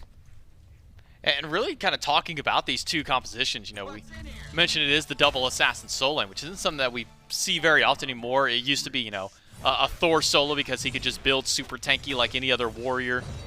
But it's been a while since we've seen kind of that double assassin style. How does it, especially given that they're both semi-global style of assassins, how does this change the dynamic of team fights come late game? I mean, it's just way more difficult early on. Late game, it's kind of like you've got a tanky Thor and a tanky Rat, right? Everyone's dealt with that at some point, but early on, the teleports become so much more deadly. The rotations become faster. That's why the Gold Fury hasn't been looked at Pyromancer started up. There is a raw snipe, easy for confirmation, but BennyQ is going to go where hits Variety as well as he gets pushed back in. He gets pulled back. Typhoon doesn't matter. BennyQ's got more than enough damage. Oathhh, though, falling low. CaptainTwig going to try to chase him out, as well as a dunk in from Ducky to try and keep Twig back. You step too far forward, CaptainTwig, and BennyQ make sure that you know the punishment is ready. Double kill for the mid laner of the Eldritch Hounds. The Hunters left to their own devices as the chaos ensues in the right jungle. Man, if Variety just ulted in, it would have been so much easier. Because he walked up, he gets hit in the face by a raw snipe. Remember, no magical defense built just yet. And then he just tries to go up into the sky. It's not going to work. The beads would have been very nice to have, but he's got Blink. So, unfortunately, and well played by Benny and NeilMah. That's step one. Twig tries to just chase down the 1 HP Oathhh because of a nice final judgment off of BigManTingz. But the peel was there. Ducky lands that Anvil of Dawn, gets the beads down, and Twig falls. You want to talk about a level differential. CaptainTwig's level 12 right now. There's just no farm on the map for him. Probably the largest disparity between the junglers that we've seen this set. I mean, we look back in game number 1, it was a couple of levels, at one point 3 levels between the Hunters. Solo laners were 2 to 3 levels at any point. But the junglers are always right there, so seeing the CaptainTwig just now hitting that level 13 point versus Oathhh, who's been sitting on 15 for a moment. Really starting to show the level of impact that the two of them can have. Oathhh gonna do half of Yark's HP. Yark gonna stand his ground, but Oathh's gonna go back in. Unfortunately, Oathhh walked into 3, gets the Typhoon, but doesn't get the final damage to kill out Yark, and instead it's Ducky trying to get it done. Stuart picks up CaptainTwig in the back, and Ducky finds a perfect landing on top of Yark. It's 2 kills now for the Eldritch Hounds for only 1 on the side of the Camelot Kings. Yeah, Variety tried to make that same level of rotation, but the teleport was not available. Beautiful stall there, but Ducky was able to find the ultimate. Yark almost juked it, but took one more stack back in.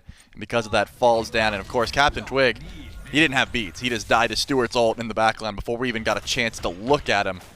And that was, you know, a decent trade considering Variety wasn't there. But the Eldritch Hounds are finally getting their footing. They're understanding how they can play this lead, and they know exactly how much damage this Raw is doing. Man, BennyQ, only 4K. But when he does connect with one of these abilities, it absolutely chunks. I mean, we saw what was about 650 that he hit Variety with. And he wasn't even aiming at Variety at that Pyro. That was to confirm Pyromancer. Variety was just a stray bystander at that point who just gets clipped by a shot. And that's more than enough for NeilMah to step forward, push him back in, and set up a kill for Benny, and then eventually the double kill. A little 400 for Quig there. But also, going back towards BennyQ, one of the few players, I think, in competitive in general, we might have to get to it in a moment. Ducky able to use the beads, teleport out with his hammer.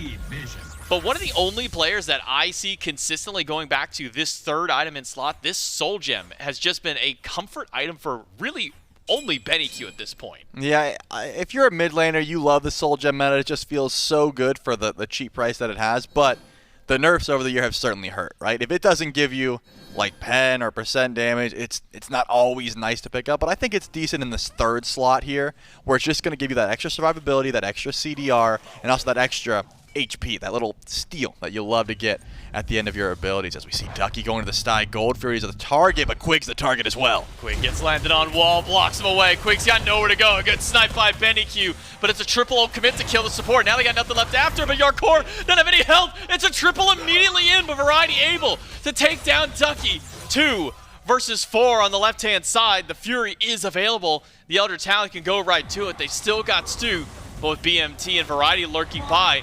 Not the healthiest of members on the side of the Eldritch Hounds just yet. Gold Fury now down to half HP. BennyQ's ultimate nearly back off of cooldown already. Can use that to just go ahead and secure this gold as Variety nearly gets taken out by Stu in the back. And it's the Eldritch Hounds with 3 kills plus gold. Yeah, they had to back up there. I mean, Oathhh didn't have the blink, but he was ready to go in the backline at any moment. Tingz and Variety, no ultimates, so there's no way they could try and close gap or even go for a steal. And that was just the watery grave from Neil, and BennyQ landed a 1. Like, that Celestial Beam is absolutely chunking. That's not the ultimate. That is just searing pain. So much DPS if he's able to connect onto a carry, which is exactly what happens. And unfortunately, you can find Stuart at your tier 2 tower. Doesn't mean you can kill him. That Bifrost is going to get him out of trouble every single time. And at the end of these engagements, I just keep looking at Twig's level. Level 14, 0-4. This Nemesis does not have the DPS to get to the backline. He can't trade with Stuart. That's what he's been trying to do, but it's not going to work. You're thinking about it. There's not too many easily confirmable ways to pull Stuart out of those Bifrosts. You have to be not under any effect of a major CC, and really it's only Yark and Variety who could consistently pull him away from there. At any moment, if Stuart runs into CaptainTwig, drop that Bifrost, as long as you know you can live the damage, Stu can just teleport out for free every single time. And my man just plays the horn. Like anytime he's near Yark, he's like, I don't care, bro. I'm just gonna play you a little tune and get out of here. Exactly. Pyromancer is started back up. Remember, the Hounds were able to grab that one and kill Variety in the process, but they aren't gonna go for the immediate pull right away. And something you noticed during that last fight, this Ra ult is on a very short cooldown, right? If BennyQ's able to find a kill, the Spear of Deso procs help out a ton. But you can throw one out for poke and then still use it to confirm an objective immediately after. It is on that low of a cooldown that it's not going to be a problem. I believe he actually used it right before Quig goes down, uses it to get Quig low, then gets the kill on Quig, 2 more kills after, massive resets. My goodness, BennyQ's just got such a low cooldown now. Variety up on the tree. NeilMah dashes away from the snake toss from Quig as Ducky crashes down from the sky. The Camelot Kings get the pyro, but Jarcorrr just jump. Nowhere to run. Does his jump on cooldown? He tries to go over the wall, but he gets caught out by Stu. Just That's going to be 1 kill now for the Eldritch Hounds. Can they pull anything else from it? Quig caught out of position, slammed against the wall, and the Eldritch Hounds pick up 2 for their carry. A double kill for Stu, and the Hounds able to fight back. Jarcorrr, I mean, unless he jumped onto the Pyromancer, which I can't imagine a world where he does that, he just wanted to stay and fight. He ended up using both relics and getting caught out. Beautiful ultimate by Stuart. Now teleported in by Ducky. Fire Giant looks pretty easy. Variety's going in, is trying to get some good DPS off, but Final Judgment's available. Keep your eyes on Tingz. Why is Variety trying to fight Ducky? They're both tanky. BennyQ and Stu just walk around the corner and throw a couple shots right into the dome of Variety, and now it's only 2 from the Camelot Kings to defend fire, but one of those is BigManTingz charging up that Final Judgment. Gonna cancel it for now. Up into the sky is Ducky. He's got to keep BMT away from this fight. He'll land right in front of the Thoth and stops him out with the wall. Beads and Aegis uses Oathhh, zones him out and nearly takes him down. In trade for his own life, gets 1, but the rest of the squad gets fired. Yeah, that's exactly how you have to play that if you're Ducky. Don't think Oathhh needed to go in, but you're happy taking the trade. Unfortunately, you lose your Fire Giant buff, but the Hounds get FG on 4. Man, that was going to be a tough play regardless, but Tingz almost juked everything, right? He juked the ult, tried to juke the wall, couldn't get the stun off, and ended up using both relics there. I'm still just wondering, can CaptainTwig stop fighting for a bit? It's just like he needs that extra farm to be able to trade damage. He has 2 items to his name, J-Mac. Like that build is not online yet, but his team needs him, so he shows up to the engagements and tries his best. It's just the build does not back up the plays for now. That's the best thing about Oathhh dying, is the Eldritch Hounds likely won't go in for a full siege until he gets back, so that buys some time. But let's talk about the positives here for the Camelot Kings. That's 15-4. The gold lead is not outrageous, right? You want to talk about 5K, for a little bit more than 4K, it's not the end of the world. They've got decent range with BigManTingz. Jarcorrr was able to upgrade his starter item, so he's kind of matching DPS with Stuart. Now let's look at the negatives. Ducky is on point at the moment. These walls are so annoying to try and deal with. It hasn't even been the stun necessarily. It's the wall off. That's what happened to Variety. He walks up, gets walled off, dead.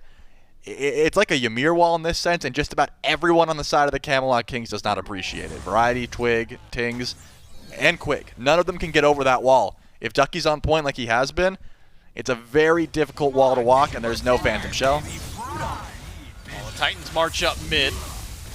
No, I should say the Camelot Kings isn't going to live for much longer. BennyQ and Stu able to shred through that one's health bar and a full HP Titan. This is legitimately what ended the previous game, was a single Titan push. The Hounds stepped too far forward, and the Camelot Kings punished it and end the game. Now, it's the Eldritch Hounds who are on the opposite end. They're the ones pushing up on a tier 2 tower. That's a third of Quig's health bar, pushed away by BennyQ. Titan slamming away at the tier 2 tower. Ducky up to the sky, but who's his target? It's CaptainTwig. Dunks right down on top. Wall, double tap, not quite enough for the kill, but he's kept the jungler out of the fight. Titan still pushing forward. It's now the Eldritch Hounds pushing into the Phoenix. Quig, half HP, tries to pull back somebody, but BennyQ gets the better end of the wall. Variety off the tree, on top of 3. Benny low, but Benny's not down. Instead, it's a turn back to Variety, whose health bar is a bit worse for wear. The Phoenix lives, and so do the members of the Camelot Kings. Man, that was a 3-man ult from Tingz, but he wasn't able to charge it up fully. That could have deleted some members of the Hounds off the map.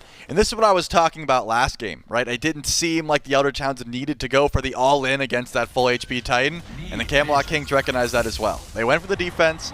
The bird stands tall. You lose your tier 2, but you live to fight another day. Go grab a Pyromancer, get a Runic Bomb, and try and hit level 20. That is the goal here for CaptainTwig.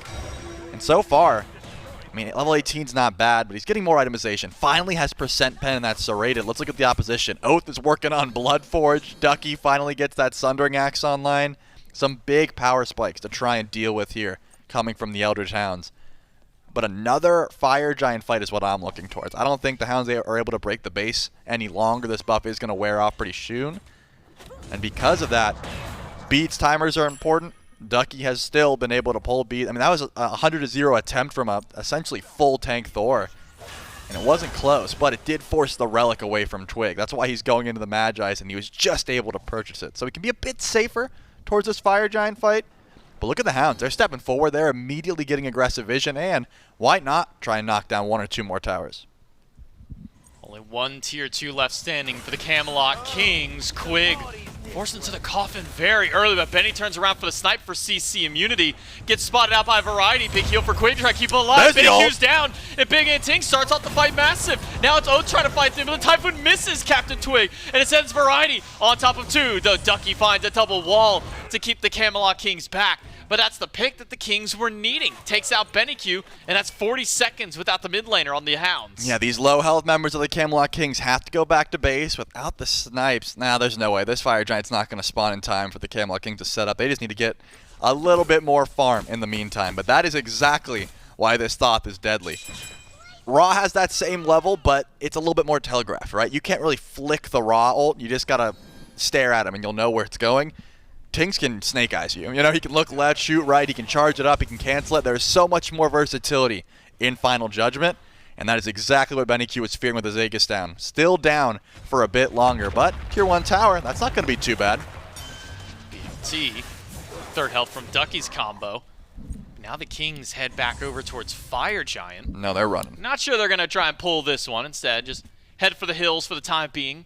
See if they can regroup, recuperate a little bit. I believe, if I'm not mistaken, I saw CaptainTwig actually pick up a red pot, thinking that maybe this could have been the ending defense or maybe a winning fight after, but it's the Eldritch Hounds who now step back up to the Fire Giant pit. BennyQ has rejoined the team. All ultimates available.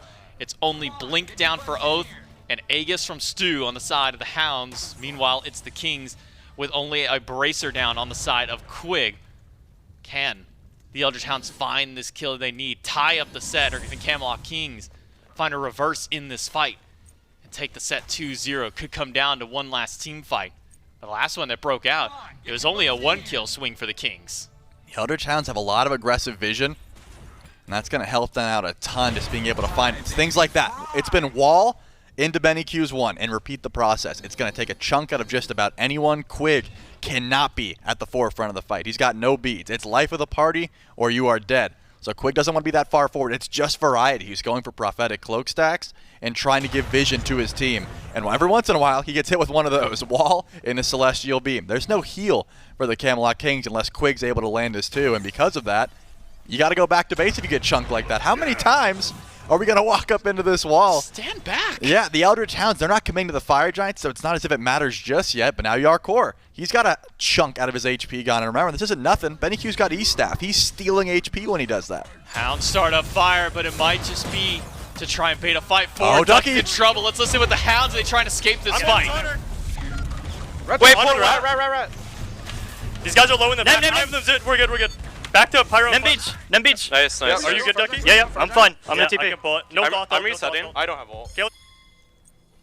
Good defense from the Hounds keeps them out, but Oathhh, he's going to go back in. Now CaptainTwig down to a quarter HP as the Hounds reset towards the Fire Giant. Ducky's going to teleport back in. The Hounds will pull away from Fire and instead Or for the younger brother, the Pyromancer, now picked up by the Order side team. They've got time. EFG spawns in 5 seconds. Why not stall this one out? Jarcorrr is healing up off the green camp. He can show up. I think they're waiting for cooldowns, right? Ultimates. BennyQ's ult's coming back up soon. Stuart already has ultimate, and Quig's got some good vision on what's going on here. But BigManTingz needs final judgment. It's close, but not quite. Ducky's doing his best to keep BMT away. Fire Giant's down to half its enhanced Variety now. 10. So it's a little bit tankier, a little bit healthier. Hits just a little bit harder.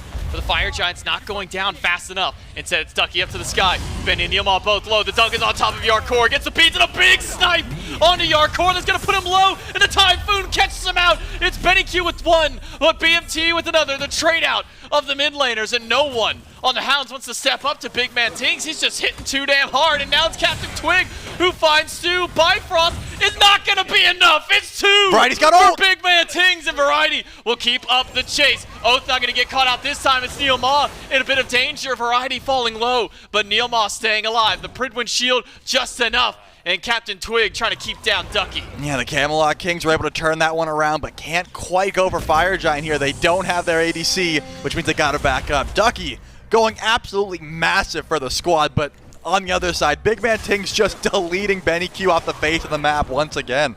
It has been final judgment, delete Raw, and then go from there, and I love that play from BigManTingz. I'm amazed though. If Ducky doesn't find that wall, Yark jumps over the wall, and then it's gonna be a while before he's able to actually chase down this low HP on her.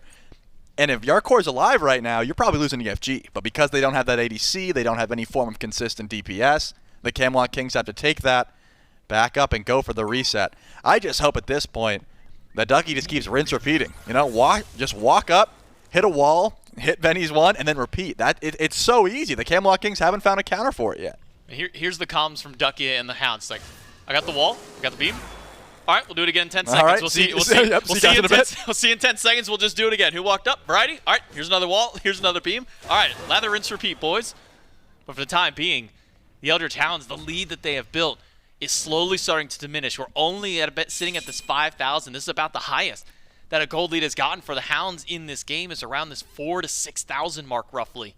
And as we start approaching 32, 35, and if this game goes beyond there to 40, that lead starts effectively meaning less and less. CaptainTwig still waiting to get that final item online himself, but he's been supplementing that by buying power potions to give himself that extra burst. Now, it's the Camelot King stepping up to fire, just getting some vision down, and making sure that the Eldritch Hounds can't sneak this objective away. Yeah, it's not going to be easy, and that's the thing. BennyQ has been on point, but for him to get close enough, why is he this close, though? Ducky goes to the sky as Quig also going for it. BennyQ ult hits Jarcorrr, but Yark uses everything he's got to try and escape, jumps out, but Ducky spots him down, and it's CaptainTwig who falls. One through the realms, and on landing, it is certain death to Variety. Stu puts him down with the help of BennyQ. Quig caught out and spotted by Ducky, gets him on the wrong side of the wall, but slows him down nonetheless. The Eldritch Hounds, now with 5 versus 2, can try and just go for another kill, maybe even just go for the end. Quig hit for the knockout, BMT with a big snipe, but it's not enough to kill the jungler. Instead, it's Quig who falls down. The Eldritch Hounds will not go down in 2. They're going to keep this set going. It's elimination on the line. You think they're just going to bow out to the Camelot Kings? No, sir, says the Eldritch Hounds. They're going to try and take this one all the way to game number 3. You've got to go the distance if you want to knock out another SPL team. Both of these SPL squads do not want to be the first one gone, and because of that, we're going to a 3-game banger. Just back and forth trading haymakers. That was close as well. If BennyQ doesn't have the perfectly timed Aegis there, I'm pretty sure he falls, and that fight goes a little bit differently. Maybe they still have the end call in a 4v2, but either way, it was so close margins, and I'm thinking ease of execution makes the difference there, J-Mac. The fact that the Camelot Kings even hung on being that far behind, props to them, but Ducky's wall set up way too much, and they didn't have something similar. The wrap it up from Quig wasn't there. If he got up that close, he was probably dying, or at least going into life of the party, and after that, he's probably the first target. So something like Athenaton, that never gets through, right? But right there is also the Thor wall, and they were ready to follow up on it every single time. Yeah, I mean, it's not as effective as, pull everybody towards me, hey, here's an easiest shot, but it's pretty damn close for how low that cooldown is at that point. I mean, this is at a point now you get to game 3, so, okay, Oathh's had a decent game on the Thor, Ducky's had a decent game on the Thor. Twig's probably not going to play Thor, and neither is Variety. Right. Do you just ban it away at this point to keep it away from the Hounds? I don't think I would hate that. It's not as if, you know, Tingz wasn't top damage for a reason. That Thoth was scary, but it needs just a little bit more, right? Tingz can't be the only one that are deleting people. Well, we'll have to see if the Eldritch Hounds can keep up this forward momentum and take themselves forward in game number 3, or can the Camelot Kings bounce back? We'll find out in the conclusive game number 3 right after this.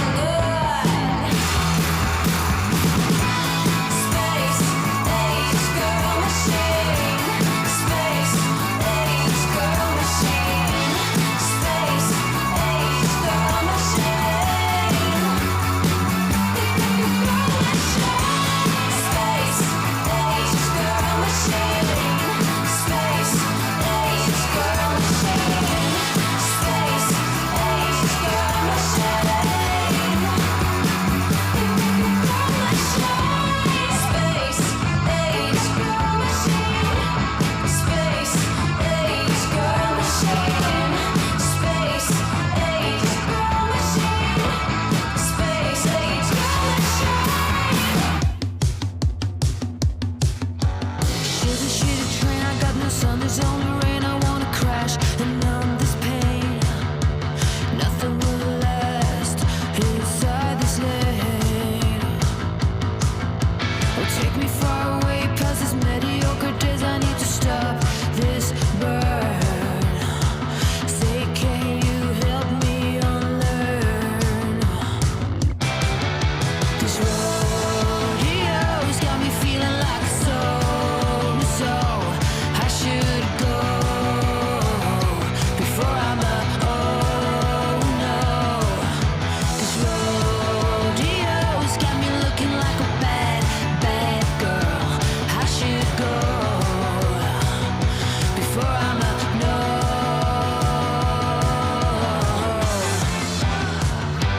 Forbidden fruit, it's not always right. Make way for change. Oh, shitty train, I know for certain I'm insane. Nothing can live here. The mud is so deep, I can't see. Now take me to another country, let me start over. Oh, I long for green hills with meals and four-leaf clover. This rodeo's got me feeling like so I should go before I'm a oh no. This rodeo's got me looking like a bad girl. I should go before I'm a no.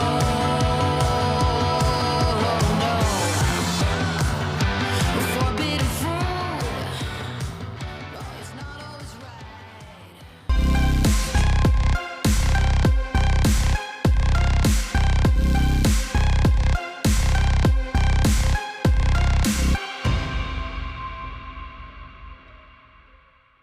Well, it is all tied up 1-1 Kings and Hounds.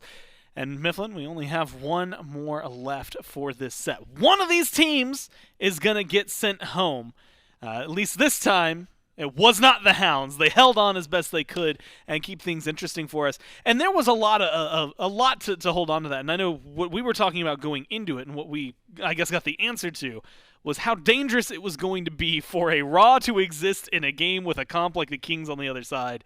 And luckily, Benny never really had to worry about it too much. There were definitely a couple times where it caught up to him, but overall it worked out. Yeah, Benny plays it very, very well. He says, look, first bit of CC that comes out, I'm throwing out my ultimate, and maybe they're going to be low enough HP that they can't run me down. I think what we didn't take into account, though, is exactly what's on your screen right now. Ducky's heroic performance out of the solo lane. Absolutely dominating variety, transitions that towards the center of the map, and make sure that that lead was not just in the solo lane, and instead was for the entirety of the Hounds. Early game has been the Hounds' MO this entire set. I know game one, maybe it's easy to forget about it considering how long ago it was. They stomped the early game there. Game two, early game looks good again. So Eldritch Hounds in a real good position from here.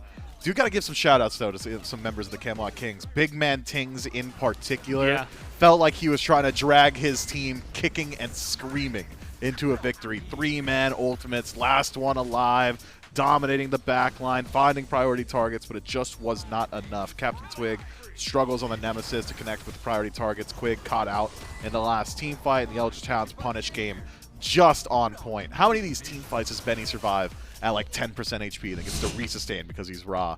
Too many. Too many for the Camelot Kings' liking. And you know what? It's just the way the cookie crumbles for them, unfortunately. They weren't able to do too much about it. Couldn't deal with NeilMah, like you said. Ducky heroic on his. A ton of damage. 32,000 damage coming out from Tings, and not even close for anybody else. And so, like you said, kicking and screaming, tooth and nail, trying to drag anyone and everyone he could. Unfortunately, could not get there. It was even the last man standing at the very end of the game to try and hold out as long as possible. But the Hounds had a different idea in mind, and instead, they put the Kings down in game 2 and pushed us all the way to 3. So this is where things get interesting, because I would say that what the Hounds did that last game was ignore what has been meta for everybody else and play what has been good for them. And that is a huge boost to what we've gotten to see from them in the other 3 games they played today. Yeah, and look at the slash line score. I mean, just impressive all the way across the board. Everybody at least a 2 KD, undying game from NeilMah, and it's not as if NeilMah was KD saving. My man was in the forefront of every single one of those engagements, just begging BigManTingz to stop doing damage. Please, I'm right in front of you. You're hurting yourself. Stop hitting yourself. BigManTingz said, no, I'm hitting everybody, actually, is the whole thing. So, love everything I saw from the Hounds there. But one continuous thread I've been following throughout this set is what predicates the win. Both games so far, whoever wins the first 5-on-5 engagement has gone on to win that match. And with the Eldritch Hounds winning every early game, they've got a pretty significant advantage in that first team fight. Maybe the Camelot Kings need to take notice of that and start drafting a little bit more early themselves. Well, there's definitely a lot more on the line for them. And worth mentioning as we get to picks and bans for Game 3, the roles have swapped one more time, or the teams have swapped one more time. Kings will be first pick, and wow, that's a lot of respect. So Hounds, they start things off. Athena, Cool Khan, exactly where you need it. Yeah, Kings, Sobek, they've been banning that all set, but the Ra and the Thor, both thorns in their sides in Game 2, and they opt to get rid of that up top instead of let the Hounds have it again. Makes sense to me. Just the Thor itself, that had to be banned. That's immediately where my mind went. You're not giving that one back, Ducky. So get it off the table. The Ra, though, a little bit surprising. Feels like maybe even if the Camelot Kings just had a different jungle selection, something that could deal with Ra a little bit better than Nemesis, things could have gone a bit better. Ra is a counterable pick, so it's surprising to see it banned out so early on. And what does that leave available? Just about every single meta hunter is still on the table. Yemoja's gone, by and large, completely ignored, but potential that we see her picked up as well. Chernobog's out there. Maybe you start to look a little bit more so towards those selections. First overall, gonna stick to it. It's the Hachiman for the Camelot Kings. I mean, it really is just a plug-and-play god. Hachiman does not really have any weaknesses. Yeah, it also, like, I mean, it's really non-committal up at the top, right? Like, I mean, you're just saying, hey, yeah, we got Hachi. That tells me nothing. Like, I know nothing else about anything going on that team. Late game, I will have a hunter. Yeah, and you know what? He's going to be mostly safe. Like, good luck ganking him once he hits level 5. So there's really not a whole lot revealed from that, and it doesn't tell you too much about what the Kings are going to strategize and prioritize around. But it does leave open a lot. I mean, specifically having Ra and Thor banned out leaves open a few things. And at this point here, right? Well, Rat, but I was also thinking maybe you grab the Thoth. Like, if you're thinking... That would be good. Parallels. Rat Thoth, I actually love that for the Hounds. Yeah, you keep the Raw thematic for BennyQ, at least a god similar to him. And also, really, you just get him away from BigManTingz. And you take away one of CaptainTwig's best picks. You take away one of Variety's best picks in one fell swoop. BMT's been dominating on the Thoth, so it's essentially double pick, double ban. If the Eldritch Hounds decide to take it for themselves, fits the play style of the Hounds. Instead, Sun Wukong, that high up on the draft, wants to make sure Ducky's feeling comfortable. This, I think, is a bit of an overplay of the hand from the Eldritch Hounds. ADC selection did not need to happen, top 2. There's, I would venture to guess, it's never 0, but infinitely approaching 0% chance that the Camelot Kings run a double hunter draft. You could have got your Heimdallr in 3rd slot and used maybe your 2nd pick as a dedicated ban. Sun Wukong as well. I think a little bit more likely the Camelot Kings would have taken that for themselves. So I'm not willing to argue against it first overall, but that Heimdallr did not need to happen. Yeah, and the only thing I can think is maybe the Hounds are willing to go towards something a little different, or, and we've kind of been commenting on this, I don't want to say passively, but really right now, you know, BennyQ, when it comes to meta picks, like, we've been digging deep and talking a lot about, like, Tiamat and Merlin this set. This is the only team I think that's ever going to come up with. And so what he plays is going to be a big question mark. With Ra gone, again, Thoth available, and now Baba Yaga locked in for the Kings, it feels like something you could maybe shoe in for yourselves. If I'm Hounds here, it's Rat pick, and then you immediately ban Twig's God Pool, or excuse me, Variety's God Pool. Instead, Agni. A standard mage, fits Benny's play style, plays well. It's certainly within his wheelhouse, but it is such a departure from every prediction that I have made so far. Incredibly surprised to see this one locked in where it was, especially considering how many of Benny's picks are still out there. Tiamat, Merlin, Raijin, all still available. There were a lot of mages on the board, but Agni going to be where he goes. And again, back against the wall for both of these teams. Loser goes home and stays home. Winner gets an opportunity to advance to the world stage. And in this situation, it's Sun Wukong, Heimdallr, Agni as the top 3. Camelot Kings, on the other hand, I mean, that is as Camelot Kings as it gets. Lancelot's been the bread and butter. Baba Yaga has been the top of the league, it seems like, for just about every mid lane mage. Has great damage in the late game.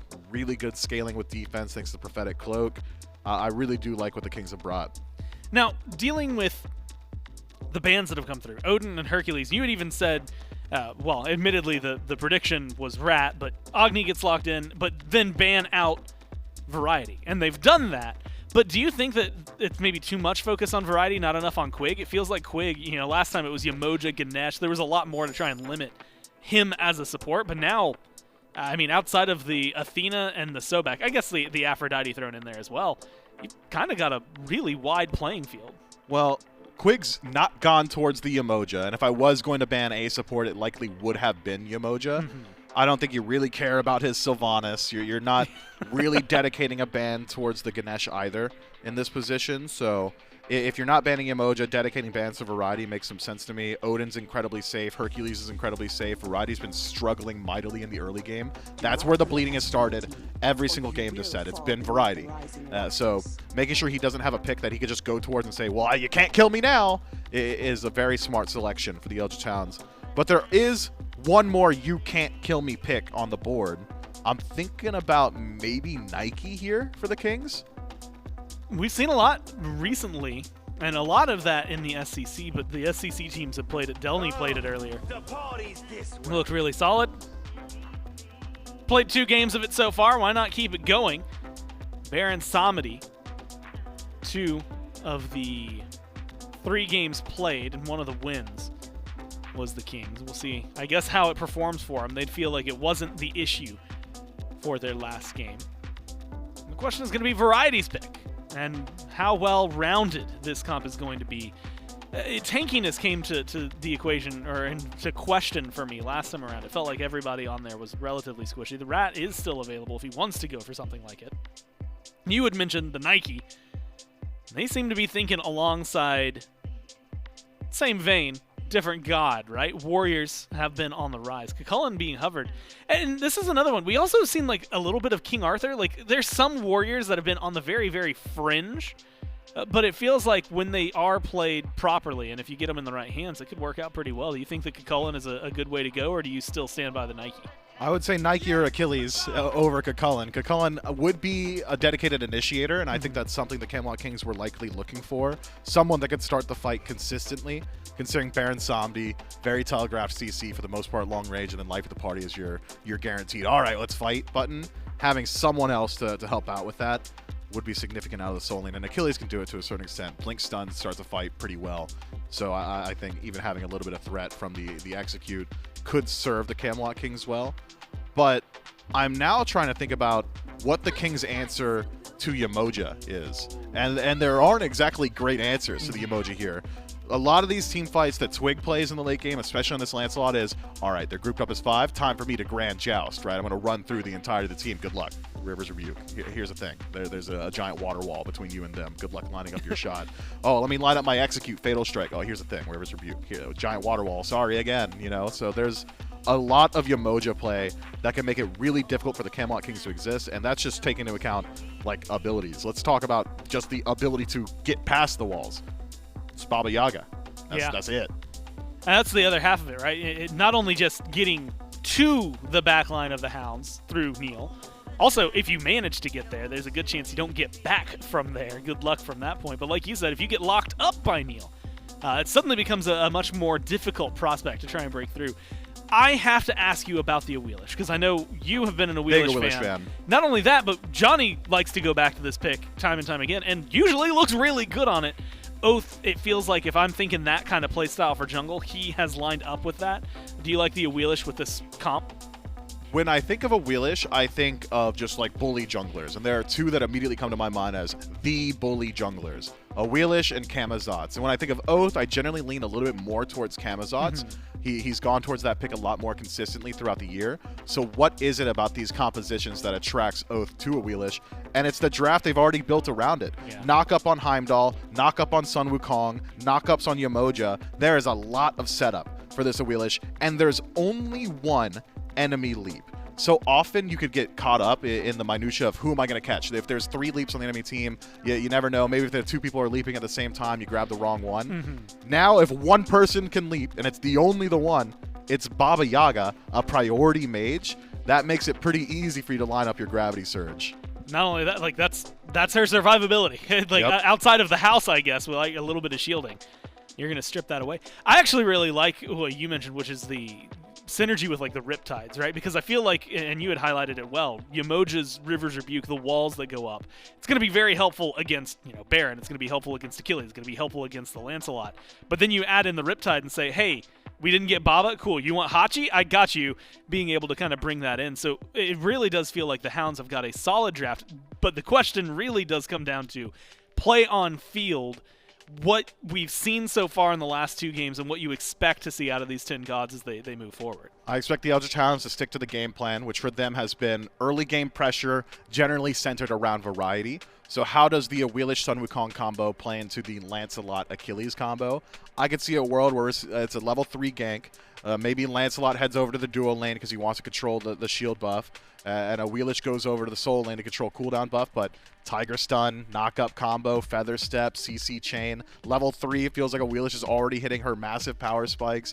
There is a lot of potential to put pressure directly onto variety, and that has been the chink in the armor so far. That's where the bleeding has started every single time. The Camelot Kings need to figure out some way to keep variety alive for the first 5 minutes. Well, someone is going to get sent home here. Is it going to be the Hounds? Is it going to be the Kings? The only way to find out is to go over to the casters and jump into Game 3. It's the end of the road for one of our Pro League teams. Will it be the Hounds?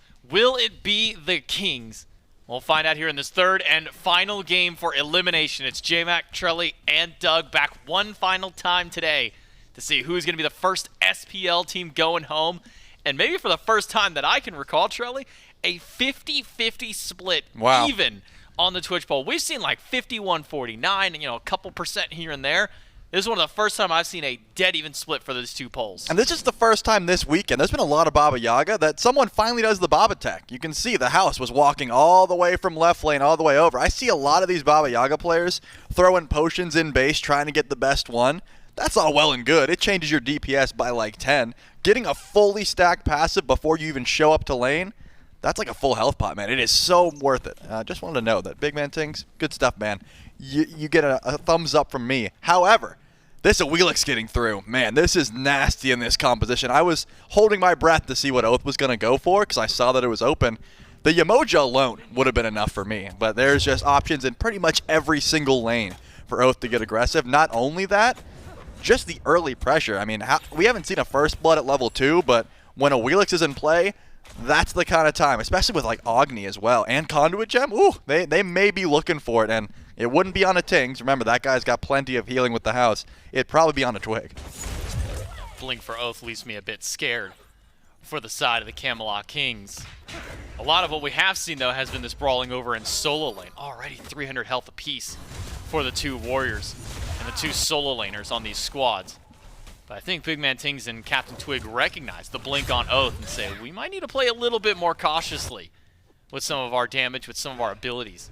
Just to stay back, make sure you don't fall down too early. The trades, the blows that are just going to go back and forth between these 2 teams. I think we're going to be seeing a lot of this early game. Yeah, and that combat dodge was nice because these procs, man, they will start to hurt for sure, the Warriors X procs. Right does not want to fall down early. Not only is the teleport very important, but how many times have we seen Variety die off the teleport immediately? It's, hey, blue buff's coming up, it's about to spawn in. Do I have enough health pots to stick around? If the answer is no, I have to back and teleport. If the answer is yes, maybe I can. But I've seen Variety get first blooded twice now, one of which was because of that HP, the other of which was because, they're fighting for that blue buff. So keep holding on to your health pots for as long as possible. It's going to be very important here for Variety, and luckily, he's got one more than Ducky at the moment. And I'm so shocked to see that Oathhh is on the left side of the map as opposed to the right side. Well, this feels man like never comes here. Ideal target fighting. I mean, this is where all the kills happened in the first 2 games, like 10 minutes, was all against Variety and CaptainTwig. So it's shocking to see that Oathhh didn't elect to go with his soul laner, try and fight for that cooldown buff, maybe try and fight for that first blood. But hey, you just wait for that blue buff to spawn in. I know exactly where Oathh's going to be. They haven't deviated from the plan, because it's worked every time, right? If Variety doesn't die for the blue buff, that's a great sign. And I think CaptainTwig and Variety bring a lot to that fight. The Lancelot and the Achilles, they can scrap. It's not as if like the Awilix and the Sun Wukong just outright win. There is room for outplay. So I do want to see a full 2v2, at least defending that blue buff, if Oathhh decides to go for it. But again, looking at health bars, it's not as if Variety's that weak. He didn't start the Jotun's Wrath. He actually went for a defense item, so he will be a bit tankier as well. And looks like, yeah, already the grouping. And if anything, CaptainTwig stepping up aggressively. does have better position towards, at least going towards this invade. Ducky gonna walk back, and I think for the first time this set, we're just gonna see the 2 teams just give each other their own buffs at this point. Wild. That is a miracle, Trelly. You know, game number 3 though, and if we thought last game was a lot more cautious style of play, you know, oh, Eldritch Hounds, they're backs against the wall, they've got to make sure to win. Now it's a 1-game set, is all it is for these 2 teams, so there's even more stakes on the line. Because the Camelot Kings, I don't like to say that they had a game to play with, but if they lose game 2, no big deal, we can still have that 3rd game to come back to. Now there is no fallback plan for either team.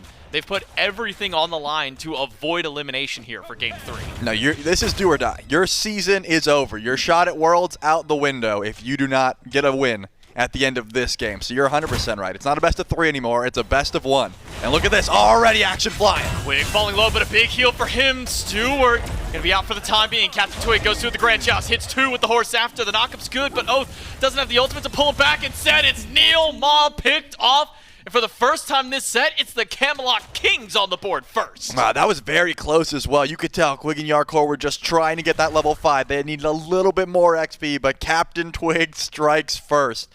Ridiculous play, shows up to the shield buff, says, hey, Oathhh doesn't get these for free every single time. That's a great start to the game. BennyQ just has to dash away. Still has the beats to his name, so won't be a problem. But first blood going over to Jarcorrr. Chills, J-Mac, chills. That's going to be rough for Stuart. Devo's online first. He gets to start stacking immediately, and you know the way Yark likes to play. He's not going to do nothing with this lead. He's going to get those bastions down immediately. He's going to start rotating. He's going to look for fights.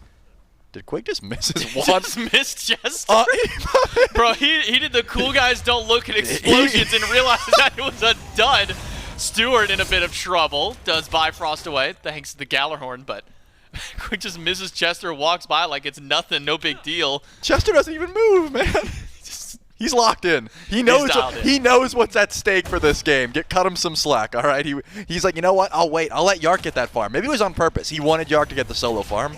Honestly, big brain of him. I'll give it to him. Big brain for Quig, making sure that Yark gets more farm. Already has that first blood, has those Devourer's Gauntlets stacking up. 11 stacks on there. Oh. Ducky escapes. Thanks to the help of that ultimate. You gotta trust your jungler there. I'm pre-ulting. I'm like, he's gonna put him in range. I'm fatal striking before he shows up, but didn't want to risk it, and I can understand that. Ultimate used by NeilMah, so no River's Rebuke for 140 seconds now. That ability's on cooldown, but that's not gonna stop Oathhh. Goes in for the knockup, pulls back. 1, Quig falling low, does get some damage with the gaze, but doesn't have access to the heal just yet. Gets it just in time to heal himself back up, and now there's the wrap up, and Yark finishes the job! The Mount Calvary is 1, but Yark might not just stop at 1. He's got a perfect target in NeilMah. Doesn't have the dash available. NeilMah, don't walk back in the lane! Don't walk back, NeilMah! That's where the killers are! It's Quig and Yark with another 2 in duo. He's a one-man army, J-Mac. He said, oh, you're gonna die EI Jutsu. That was a 2v3 through and through. CaptainTwig wasn't even close.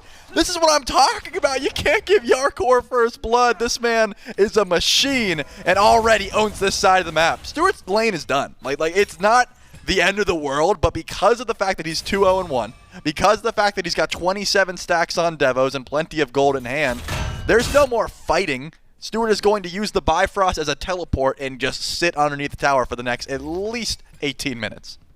And Loses his purple buff, too. Of course. Quig walks up, takes it away. That's not his anymore. Now Stuart, yeah, that might not be anybody's purple buff, but Yark's at this point. Just walk up and grab that, go for a fight anytime he wants. Jarcorr's already got those Gooseberry stacked up, too, with those fights. Doesn't have to worry about anything with this lane. This has been set in stone now for Jarcorrr. All he's got to do, just keep up that pressure. And I think that's the important part that we didn't really see when the Eldritch Hounds got their lead in game 1. We'll see if there's some fight back to Quig. This time he barely lived last gank. See if he can pull anybody back. Grabs NeilMah. Oh my god, the damage combo from Twig and BMT. NeilMah's just gone. It's now 4-0 for the Camelot Kings. Yeah, take a look at Quig's relic, man. He wasn't worried. That was not him ulting defensively. He said, oh, you guys want to kill? I've got Phantom Shell. Even if you threw the rivers up, which were not available. This is why Quig goes to Baron. It's a fantastic matchup into Bologna. Neil's going to have to get some beads or a Magi's, and it's not going to be for a while if he gets either of those. You got to think, this all started with River's Rebuke going up by Neil for question mark, unknown reason in duo lane. Oathhh walks in after the ult is already done, tries to start a fight. 3v2 goes in favor of the 2 because it's Jarcorrr picking up 1, Quig another. And then still in that same time frame of the ultimate being down, NeilMah's just waltzing about the jungle and runs into a few. Variety dash away, stun doesn't connect this time though. Oathhh doesn't have the damage, has the knockup, gets the pull back from the gravity surge, but is there enough to kill Variety? One more in hand will do, and the Eldritch Hounds now on the board. Man, I was going to say, this was the night and day difference. Variety opting to go for the tanky start instead of the damage, but he turned around and got gravity surge. Twig, for a little bit of a scrap here, probably not something you want to continue unless BigManTingz shows up. Ducky gets up into the somersault cloud, should be just fine. Quig showing up as well just to try and get some extra damage. The Camelot Kings are an absolute wrecking crew right now. They're just trying to find fights wherever they can. Jarcorrr rotating to defend a green buff. It's not as if he's going to lose farm over in duo lane, but that is a great gank onto Variety. Start, get the ball rolling. We see a little bit of action as NeilMah does get pulled back in. Shouldn't be too much DPS heading his way, so he'll be just fine. But keep your eyes, again, we've been talking about it all day. Teleports. Varieties is down. Duckies is also down, but upgraded already. Variety is ready to make those rotations to left lane. Will we see those rotations? Is the question. Waiting to see answered. 1 level up for Variety, 1 for Jarcorrr, but 2 for Quig. Already hit that level 9 where NeilMah is only 7. And I think for me, the difference maker in this game that we need to see from NeilMah being down is to not go so far down. You look back to game 1, it's 4.5 items just about to the 2 and maybe 1 tier 1 from NeilMah because of how much farm he's giving up to the rest of his team for the rest of his team not being so far ahead at that point. So we've got to see NeilMah be able to step up his farm game if the team is going to stay behind here in game 3. And that's the thing. He's the target, right? I mean, he's 0-3 now because Quig recognized immediately this guy's got no beads. He's got no magi. It's like my pull is going to connect every single time. And the only way to combat that until level 12, and I don't even think he's going to get beats, by the way, is to get tankier. So yeah, I think NeilMah does need to sap a little bit of farm. It's not going to be the end of the world. Your carries will thank you when you're able to eat a full-on life of the party. That could be a big contention point because Quig is relentless. This man continues to walk up 1-0-3, a part of every kill so far. I mean, usually you look towards the junglers. I'm looking towards the Baron to start these fights. Jarcorrr 1v1 versus Stu and the Bastion. A couple of in-hands in favor of Jarcorrr this time. But this is about as far as Stuart's going to be able to step up. Maybe towards that first little tower next to Jarcorrr if he's not there to clear out a wave, but Stuart is effectively out of this game for the time being. Variety pulled back again.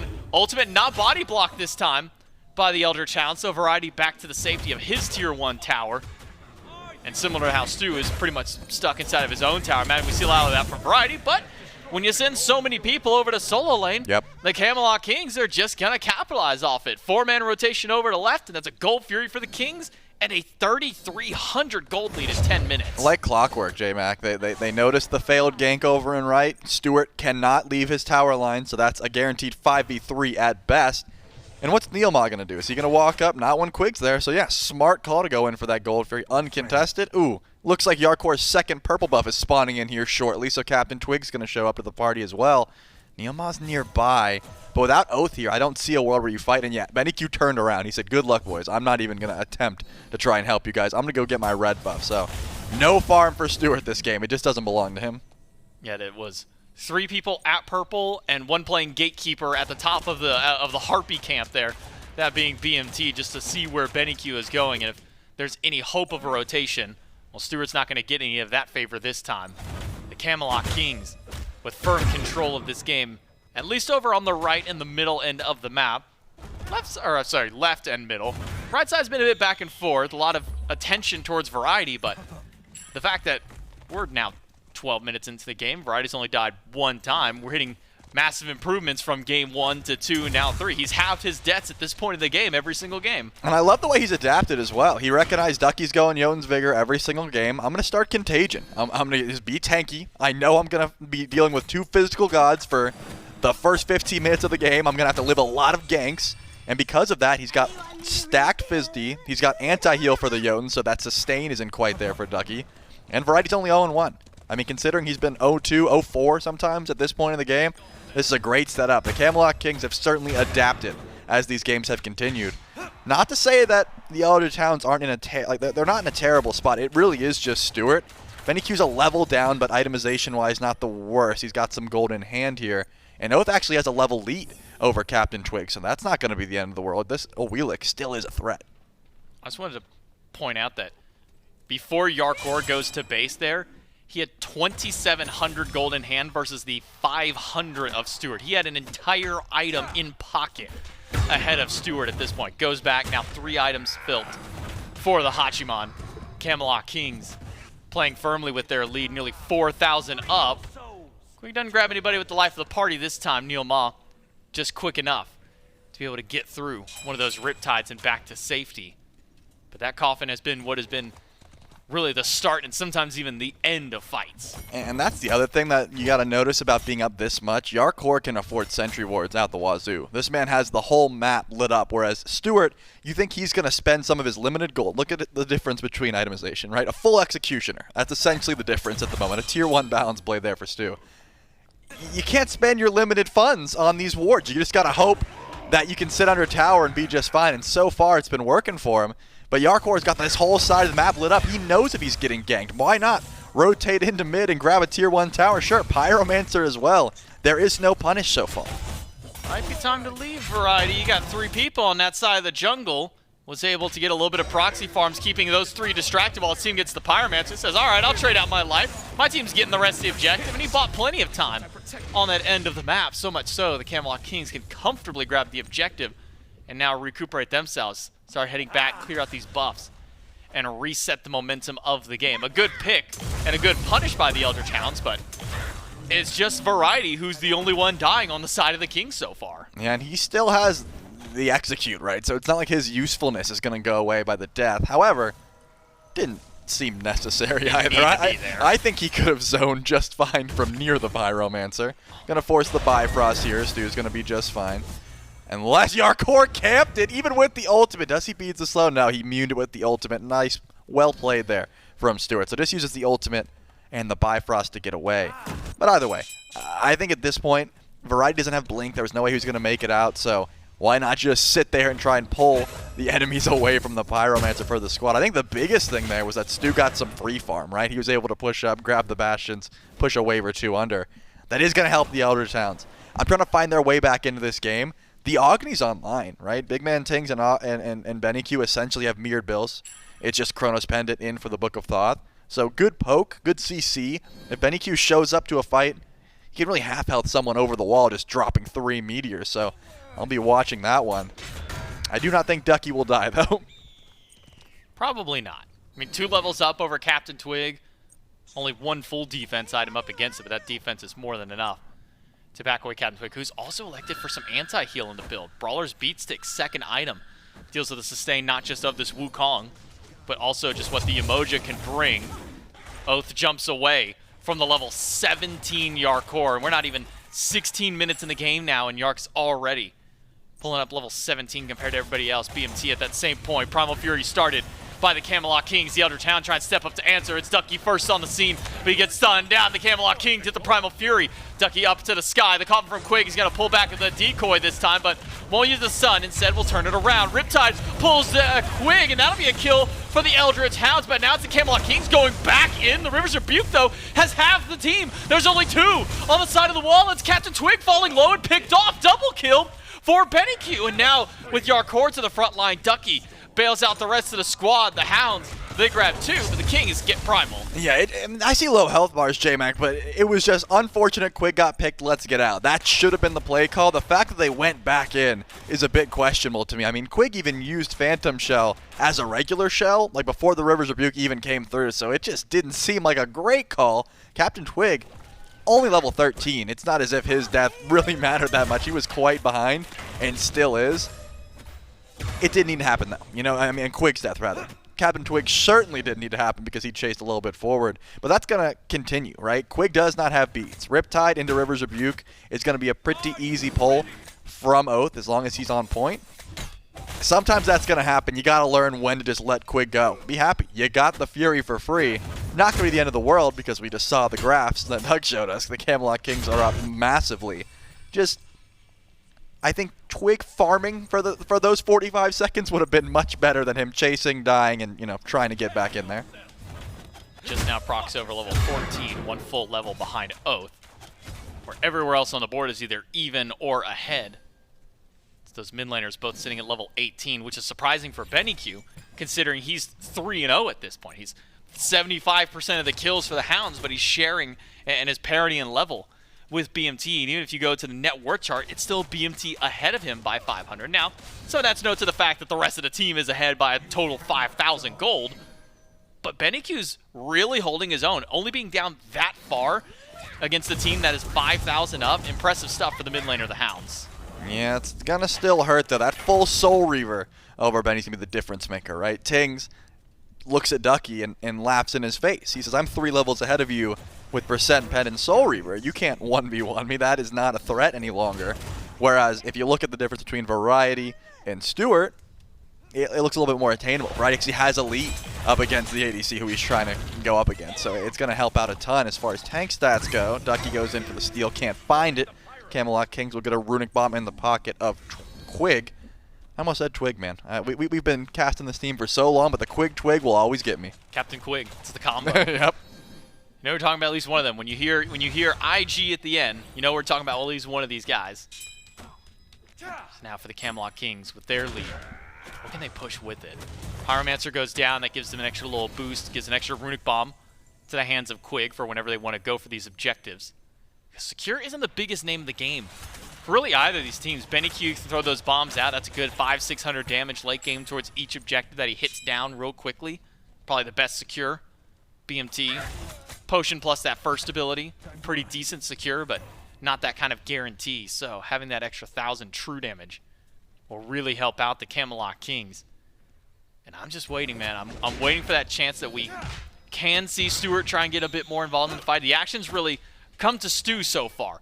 We haven't seen Stu really be the one to help join in on these team fights. It's all just been, hey, Stuart, we're fighting over on your side of the map. You better get over here and help us out.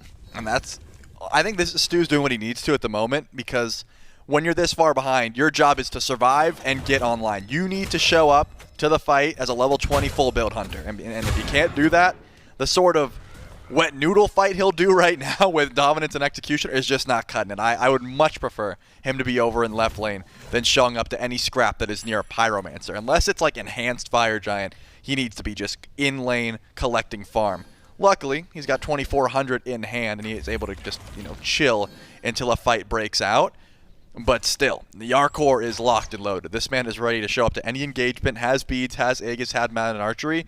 Jarcorrr should not die for the next, like, 5 minutes. Even if he's completely out of position, he has so many tools to escape. So Stu can go back and get some crit if he at least wants to match what Jarcorrr is going and build. I think he's the Kin's Odie bow kind of guy. I've been seeing a lot of the Kin size, the Odysseus bow more than anything from Stu. Blink on a Variety, pulls him back, but even the 2v1 Variety's doing just fine. In fact, a nice little heal from Quig will keep him a bit healthier, but That's an ultimate from Oathhh now used. Comes up empty-handed. Doesn't even pull a relic or anything. No ultimates, no relics burn in response. Sure, ultimate cooldown is low for Oathhh, already a quarter of the way back, but all of that to, more than anything, get a heat check on how much they can do to Variety. Yeah, that's what it seemed like. But now Fire Giant started up. Look at the Hounds. 3 on the left side of the map. This seems like the call is to just give it up. Oathhh does not want to be anywhere near. It's going to be Oni Fury for Fire Giant. The Camelot Kings have built up this gold lead for this exact moment just to get an uncontested FG. The question becomes, what will they do with it? They're heading to the right side of the map. They're just going to go for the tier 2 right away? Or are they going to go back? It looks like they want to push this. They're going to push up right. Variety will head back to base. He can teleport in to stop the split push of the Eldritch Hounds if he so chooses, but tier 1 tower at the very least will go down. Variety not going to teleport. Instead, he's just going to go ahead and walk right in instead. And it will be a tier 2 on the right side for the Eldritch Hounds. So trade out of towers, one obviously a bit more beneficial via the Camelot Kings grabbing that tier 2. And still that 6,000 gold up for the Camelot Kings. We haven't really pushed much further than this point. For the last about 6-7 minutes of the game, we've been sitting at this point. It's mostly just been that momentum for the Camelot Kings that allows them to hold this positioning. Ooh. Straight crit hits Oathhh. That's half health from the Awilix. He's got to go back and reset. Yeah, that was just the power of Jarcorrr, man. That was 2 auto attacks and a little bit of poke from CaptainTwig. So you got to watch out for how much damage Jarcorrr can do, especially from a range. One of Hachiman's strengths, really. When you're underneath the Phoenix, when you're underneath the tier 2, he can just crit you from across the map. But the tier 2 tower looks like it's going to go down with little defense from the Eldritch Hounds because Stuart's getting level 20. That was the plan, right? Leave him alone. Let him try to get some farms. So far, he has done that. But here's the difference, J-Mac. I need to see something being done with that level 20. Once he comes back and gets the Leader's Cowl online, it's time to get involved in these team fights. You have to look at itemization for the mid laners here. Alternate timeline on side of BMT. Gotta note, though, no Prophetic Cloak. We saw a little bit of on some of the Baba Yagas earlier today, earlier this week. We've seen some without. It seems that BMT is just going for the full damage. I'm not trying to be beefy. I'm not trying to stand up in the front line. I'm just trying to hit as many abilities as I can and hit as hard as I can with this style of build. One item away from finishing up, just holding on to that party punch for the time being. But that second chance at life in the alternate timeline where you go to the other side for BennyQ, mentioned went to the Conduit gem, and said we'll just kind of get that gem of focus. Gives him a lot of utility more than anything, as long as he can keep those abilities spammed. And as an Agni, pretty easy for him to do so. Yeah, Agni's not going to have a problem keeping that one stacked up. Tier 2 tower on the left is the call. I don't think Phoenix is ever going to be the play here for the Kings. They are confident, but doesn't seem like something they'd really want to overcommit for. They're looking to see if they can find a pick, though. With the Titans rolling out middle, I cannot imagine they step underneath the Phoenix. Like, yeah, you burn through the Titan here, but once the Order Titan shows up, then you have your opportunity. But you got a minute 20 left on fire, and it's going to take the Titan about 30 seconds just to get here. Titan is going to go down fairly swiftly.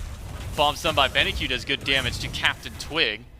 He can heal back up as long as he can get to a nice camp and re-sustain there. But now the Camelot Kings can regroup. They've got a minion wave on the left side, pushed a little far back. But now that will split the attention of the Eldritch Hounds. Do you deal with the Titan in mid lane that's marching, or do you deal with the Camelot Kings who are going to be pushing up the left side?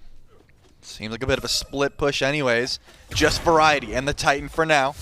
Stuart's got plenty of DPS for it, but he's going back and forth. This Ducky takes a lot of damage. Half health on Ducky, but a lot of damage back to Jarcorrr. BennyQ pumping out major damage with these bombs. So we're going to charge up the horn, try and stay healthy, but CaptainTwig to the back line, eats the damage, and ultimate hit from Stu nearly takes down NeilMah, but has to joust away. He's caught behind the River's Rebuke, but able to narrowly escape death. BennyQ can't find the damage, but all the while in the mid lane, Variety able to split push with the Titan, does take down the middle bird. Yeah, they had to split their attention. The Hounds made their call. Let's defend against the Kings and let the Titan and Variety take that mid lane Phoenix. Of course, the correct call when you think about which Phoenix would you rather defend. The one that's in the middle of the map makes a lot more sense. I'm amazed. What got Jarcorrr so low? It was probably some damage from BennyQ. Yeah, this Agni is an absolute threat with those Soul Gem proc, or the Soul Reaver procs rather, and so much CDR.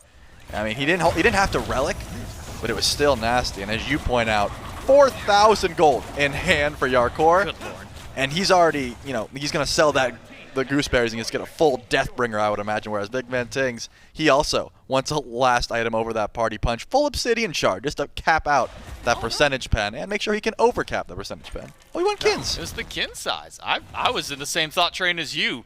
Crit's already hitting hard, make him hit a little bit harder, get that Deathbringer, but instead will be a kin size, fully upgraded Ferocious Executioner and a Power Potion. That's one heck of a back for Jarcorrr. Full item, glyph, and a power pot. And now they can march right up to the right-hand side. Fire Giant just about to respawn in just a few more seconds. Pyromancer in a similar spot here for the Camelot Kings. It's the Eldritch Hounds who have to make the choice to come up for the defense. It's just the middle Phoenix down. The Eldritch Hounds don't have to walk too far to commit to defend both their bird and the objective. It's going to be a slow play. CaptainTwig variety trying to figure out where they can get their vision down. But this is what I was talking about. BennyQ just being able to half-health someone over the wall. Fire Giant's coming down quickly. Ducky, the first one to step forward. Fire down to half. Ducky goes in, gets damage on a BMT, but Ducky's already lost a lot of his health. Bomb hits Jarcorrr, but he's got the Aegis this time. Quig will pull one into the coffin. Ducky is low, nearly taken down, but he's in the backline. It was all a fake. It was a decoy the entire time, and it's Quig instead, who's the first casualty of the fight. Variety pulled back by the Riptide, but CaptainTwig not able to get the damage done in the backline. It's a 2-for-1, but BMT gets one as Oathhh takes down Variety, jumps in aggressively as Ducky removes Jarcorrr. The Camelot Kings, they were winning this game up until this point, and now it's the Eldritch Hounds who can fall back to the fire. They got to retreat though. With Stuart dead, it's not as if Fire Giant's on the cards. BigManTingz still has his Aegis, has his alternate timeline, and wants to try and go in for a steal onto the Pyromancer. Can't find it. But that's going to be the whole on reset, J-Mac. It's not as if the Hounds can go in for anything just yet. They had to deal with the fire minions as in mid as well. But the dive, I mean, that was not very clean from the Camelot Kings. I liked what Quig did, is going for the pull, but I'm amazed that Ducky got burned through so quickly, goes into the somersault cloud. And then it just seemed like the Camelot Kings forgot about him. He landed on Tings, he landed on Yark, he ox-formed through them and just stalled all the while. The rest of the team was cooking. The Eldritch Hounds down almost 10,000 gold going into that fight. Now the lead starting to diminish just a little bit, but still some item deficits between the teams. Stuart able to go back at the Odysseus bow. Now matching full build versus Yark. BennyQ, full build himself. Obsidian Shard now online, mirroring that of his opponent in BMT. With the Fire Giant reset, the two key teams can walk back up. Camelot Kings, they've controlled this game from minute 1 of this game and have still been holding on. This is the first real blunder that they've had so far this game. They don't want to make the same mistake twice against the Hounds. They certainly don't. That Phoenix in mid is going to drop here shortly. Take a look at the relics. Beats from BigManTingz, gone. One leap, one Riptide near Oathhh. He could just be deleted, or at the very least, that alternate timeline proc could come through. All the while, no relics for Jarcorrr either. So it's not as if the Camelot Kings love the idea of fighting at this very second. They'd rather stall this one out because the Eldritch Hounds, they're looking fine. I mean, just Aegis down for Stu, and he's got the Bifrost, so shouldn't be too much of an issue. The Camelot Kings are going to have to stall this out about 50 seconds or so for Jarcorrr to feel safe, and that's going to be an enhanced Fire Giant. This could be the FG that ends the game. This could be the FG that sends one of these teams home. Camelot Kings trying to go for maybe a pincer onto Oathhh if they can pick off the jungler. This would be massive for the Camelot King. It's the Eldritch Hounds on the run and on the defense. Oathhh able to escape, but the Camelot Kings have at least put down one for a moment. And think about the stakes online for both these two teams. The reigning world defending champions here in the Camelot Kings on the verge of being knocked out of contention to even go to Worlds. You look at the opposite side for the Eldritch Hounds, a finalist in Stuart from last year's Worlds, now on the verge of being eliminated. BennyQ missed out on Worlds last year with his team in the Valkyries, and is now potentially one fight away, one game away from being knocked out of Worlds again. And then the rookie in Oathhh, his first chance at an SWC on a pro team, still one match away. So many storylines with these two teams. Can you even imagine the fact that this could be the first Worlds we see without a CaptainTwig? So many stakes on the lines for these two squads. And because of that, it's going to be a slow dance around this enhanced Fire Giant. No one wants to step up first. I talked about it a while ago, haven't brought it up since, but NeilMah, no way to get away from life of the party if he isn't immediately in that Riptide. So he doesn't want to meet Quig in the jungle. He doesn't want to be the first one to step forward. It's going to be Ducky. He's the only one who feels confident at the forefront of these engagements. He's the only one who feels confident giving any sort of vision in towards this enhanced fire giant. All the while, just trying to find their moment in. Sundering axe procs back and forth. That's what this dance has become. Just Ducky and Variety hitting each other. No one find their opening just yet. Camelot Kings, the aggressive swap. What in the world? Just hit 3 members of the Hounds. They're low. What just happened to BennyQ? There's a potion over the wall. He's already wall. a 3rd HP. He's got to back away and reset himself. It's now the Camelot Kings with advantage around the fire giant. But there's going to be some sustain from NeilMah. The Sundering Axe procs from Variety. Ducky's going to try and go in, but he's got to jump up into the ultimate. The health bars are too low for the Hounds. It's the Camelot Kings who get the fire giant, but can the Hounds even get back to the base in time? Ducky, half HP, still hasn't made it back to the Phoenix yet. Benny and Ducky have got to walk all the way back. There might not be anyone there for the defense on this right side Phoenix. Yeah, Bracer gets dropped. Jarcorrr statted up. He's ready to take down this right side bird. Little contest for this one, but the Camelot Kings know to play this slow. You would think, but Variety steps forward. Does not want to get pulled back in by Oathhh. Jukes the Riptide. Should be fine for now. Remember, this mid Phoenix already looking weak, and Variety steps forward. Coffin for Quig, trying to pull back anybody. Stu used the ultimate to get away. BennyQ, who just got back to full, is already sent back to the fountain. NeilMah sent back in a body bag. Variety gets the first kill of the fight, and now it's a 5 versus 4, and it might be even less than that. Ducky getting low, and so are the rest of his teammates on the Hounds. But the Kings, disciplined on their siege. Take down 2 birds, head over to left. But there's not much contest on the left because of the enhanced fire giant. Well, they step up and go for the end call. They're thinking, they're sitting around. BigManTingz' ultimate is coming up soon. Home Sweet Home is their best DPS besides Susano attacks from Jarcorrr. And NeilMah's down for 28 seconds. In 3, there goes the Bracer. They've got the DPS. Are they going for the end or are they going for the kill? CaptainTwig stunned down. Ducky goes up into the cloud, but he's so low in the backline. But Twig and Variety are falling low themselves. Stu uses the Yagas. Variety gets taken down. Now it's 4 versus 4, and Ducky able to escape. The Camelot Kings, they can't get the siege going, with NeilMah up in 6. The Camelot Kings have to turn tail and run. Variety got so much damage onto Stuart, pulled the beads, pulled the Aegis, but then gets CC chained before he can escape, and now the Eldritch Hounds siege forward. They've got 5, they know Variety's gone for 40 seconds. You've got a few options here, J-Mac. You sit in the base and you turtle. You await your imminent demise and just go for a defense.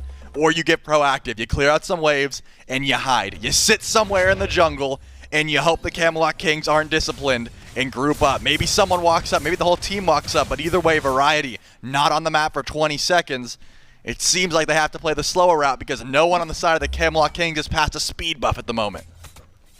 Camelot Kings, just under 2 minutes left with their enhanced fire giant. All 3 Phoenixes down. The Eldritch Hounds completely distracted with having to deal with firemen. It gives the Kings the chance to reset themselves, get everybody back off of respawn, and clear out everything inside the jungle. But with a minute and a half left, there's still time to maybe go for another siege, but I think the Camelot Kings are content with just clearing out farm, deal with the beacon, go for this Fury. Maybe if you get the chance, go for one final push, because we see Jarcorrr and Quig already pushing forward. The Kings aren't going to give up just yet. Last time it was 5 versus 4 in favor of the Kings, but now it's a full 5v5 at the Hounds base. They're stepping forward. They have just about everything available besides Variety's beads. You called it. They've got time to go in for the all-in. It would be risky, but they have the damage to kill the Titan. They got to watch out for BennyQ. Grouping up for Agni bombs could be a death sentence here as the whole team starts to split. Ducky goes to the back line. Scorching Blink in, immediately up into the cloud. He's fine for now, but the health is not great on the side of the Hounds. NeilMah caught out, used the River's Rebuke, but he gets pulled back into the coffin, and Jarcorrr takes him out. It's Ducky trying to distract to the back, but he's in no man's land. Jarcorrr picks up the double kill. Oathhh on the run. Stu low, still no relics for the Hunter. Jarcorrr full HP and gladly will step up. The worlds without Twig is not the worlds that we want to be, and the Camelot Kings will not go down without a fight, and they send the Eldritch Hounds packing. This is a squad that took their L's. They made sure they learned just about everything they needed to in this matchup, and they said, we are not falling down early again. Variety is not getting first blooded again, and we are making sure that Jarcorrr has all the DPS to back us up. This Hachiman was an absolute unit this game. A one-man army, and then the whole team behind him. Man, the Camelot Kings, they had us in the first half, I won't lie. It looked a bit rough, but they really tightened it up towards the end of this set. It was looking dicey in game 1. Didn't go so hot for him. Game number 2, similar situation. Kings able to at least get that first game back after fighting at what was a 4-kill deficit about 6 minutes in. Clean things up. Get 6 minutes into game number 2. It's only 2 kills down this time. Get into game number 3, and now it's the Camelot Kings getting first blood. You said it best. The small adjustments that were made every single game by the Camelot Kings from, okay, we're only going to die maybe 4 or 5 times. Okay, now we're only going to die a couple. What if we just stop dying and instead just start getting some kills? CaptainTwig says, all right, Variety, I'm done dealing with your lane. Have fun, best of luck. We're going to try and get things going elsewhere, and it works out perfect for the Kings in this game. And it's only going to get better. If your whole MO is, learning, adapting, guess what? Best of 5s are coming next. You got plenty more time. If you don't get it right the first time, you got 2 more chances to really tighten it up, and that's exactly the kind of meta that the Kings are going to thrive in. It's a questionable journey. We knew some team was going home here, but Camelot Kings are not that team. The second team here in the SWC group stage is sent home is the Eldritch Hounds, and it's by the hands of the Camelot Kings. They move on. They've still got a best of 5 qualifier to see if they can make it back to the SWC. But that's it for Charlie and I here on the cast. We'll throw it back over to Des to break down game 3. And really, there's a lot in that game to unpack, Mifflin, because while the Kings had a lot of great, there was also a lot from the Hounds to slow them down as often as possible, to the point where even at the end you were even saying, like, oh, the Kings have messed up. They've activated NeilMah's trap card. Unfortunately for Neil, it doesn't come true. He doesn't get the turnaround. But to see the turnaround from the Kings today from yesterday, I think that was the biggest deal to me. Yesterday, that version of the Kings doesn't make it to Worlds, I think, any day of the week. Today, we've got a team that could fight back and really, I think, needed this win. And I think the casters hit it very well there. It's the adaptation from the Camelot Kings throughout this set that really impresses me. Okay, the 2v2 in the soul lane just isn't working. I'll help out on first blue buff rotation. Maybe after that, I leave as CaptainTwig's MO. Last game of the set, look, man, I just don't want to be around you, Variety. Things aren't going so great. They move the fight over towards the duo lane and play around one of their strongest players. They facilitate Jarcorrr throughout early, say, Jarcorrr, we're going to find a lead, it's going to be through you. And Jarcorrr finds the craziest fight back that he possibly could. Takes the 5, finishes a few kills, turns things around, and makes it look good for the Camelot Kings. From there, the Eldritch Hounds try to fall back into the tried and true strategy. Well, maybe we could still bully Variety. Maybe we could still get back over there, right the ship. And they do find that kill, but by that point, it was already 4-1 favor to the Camelot Kings.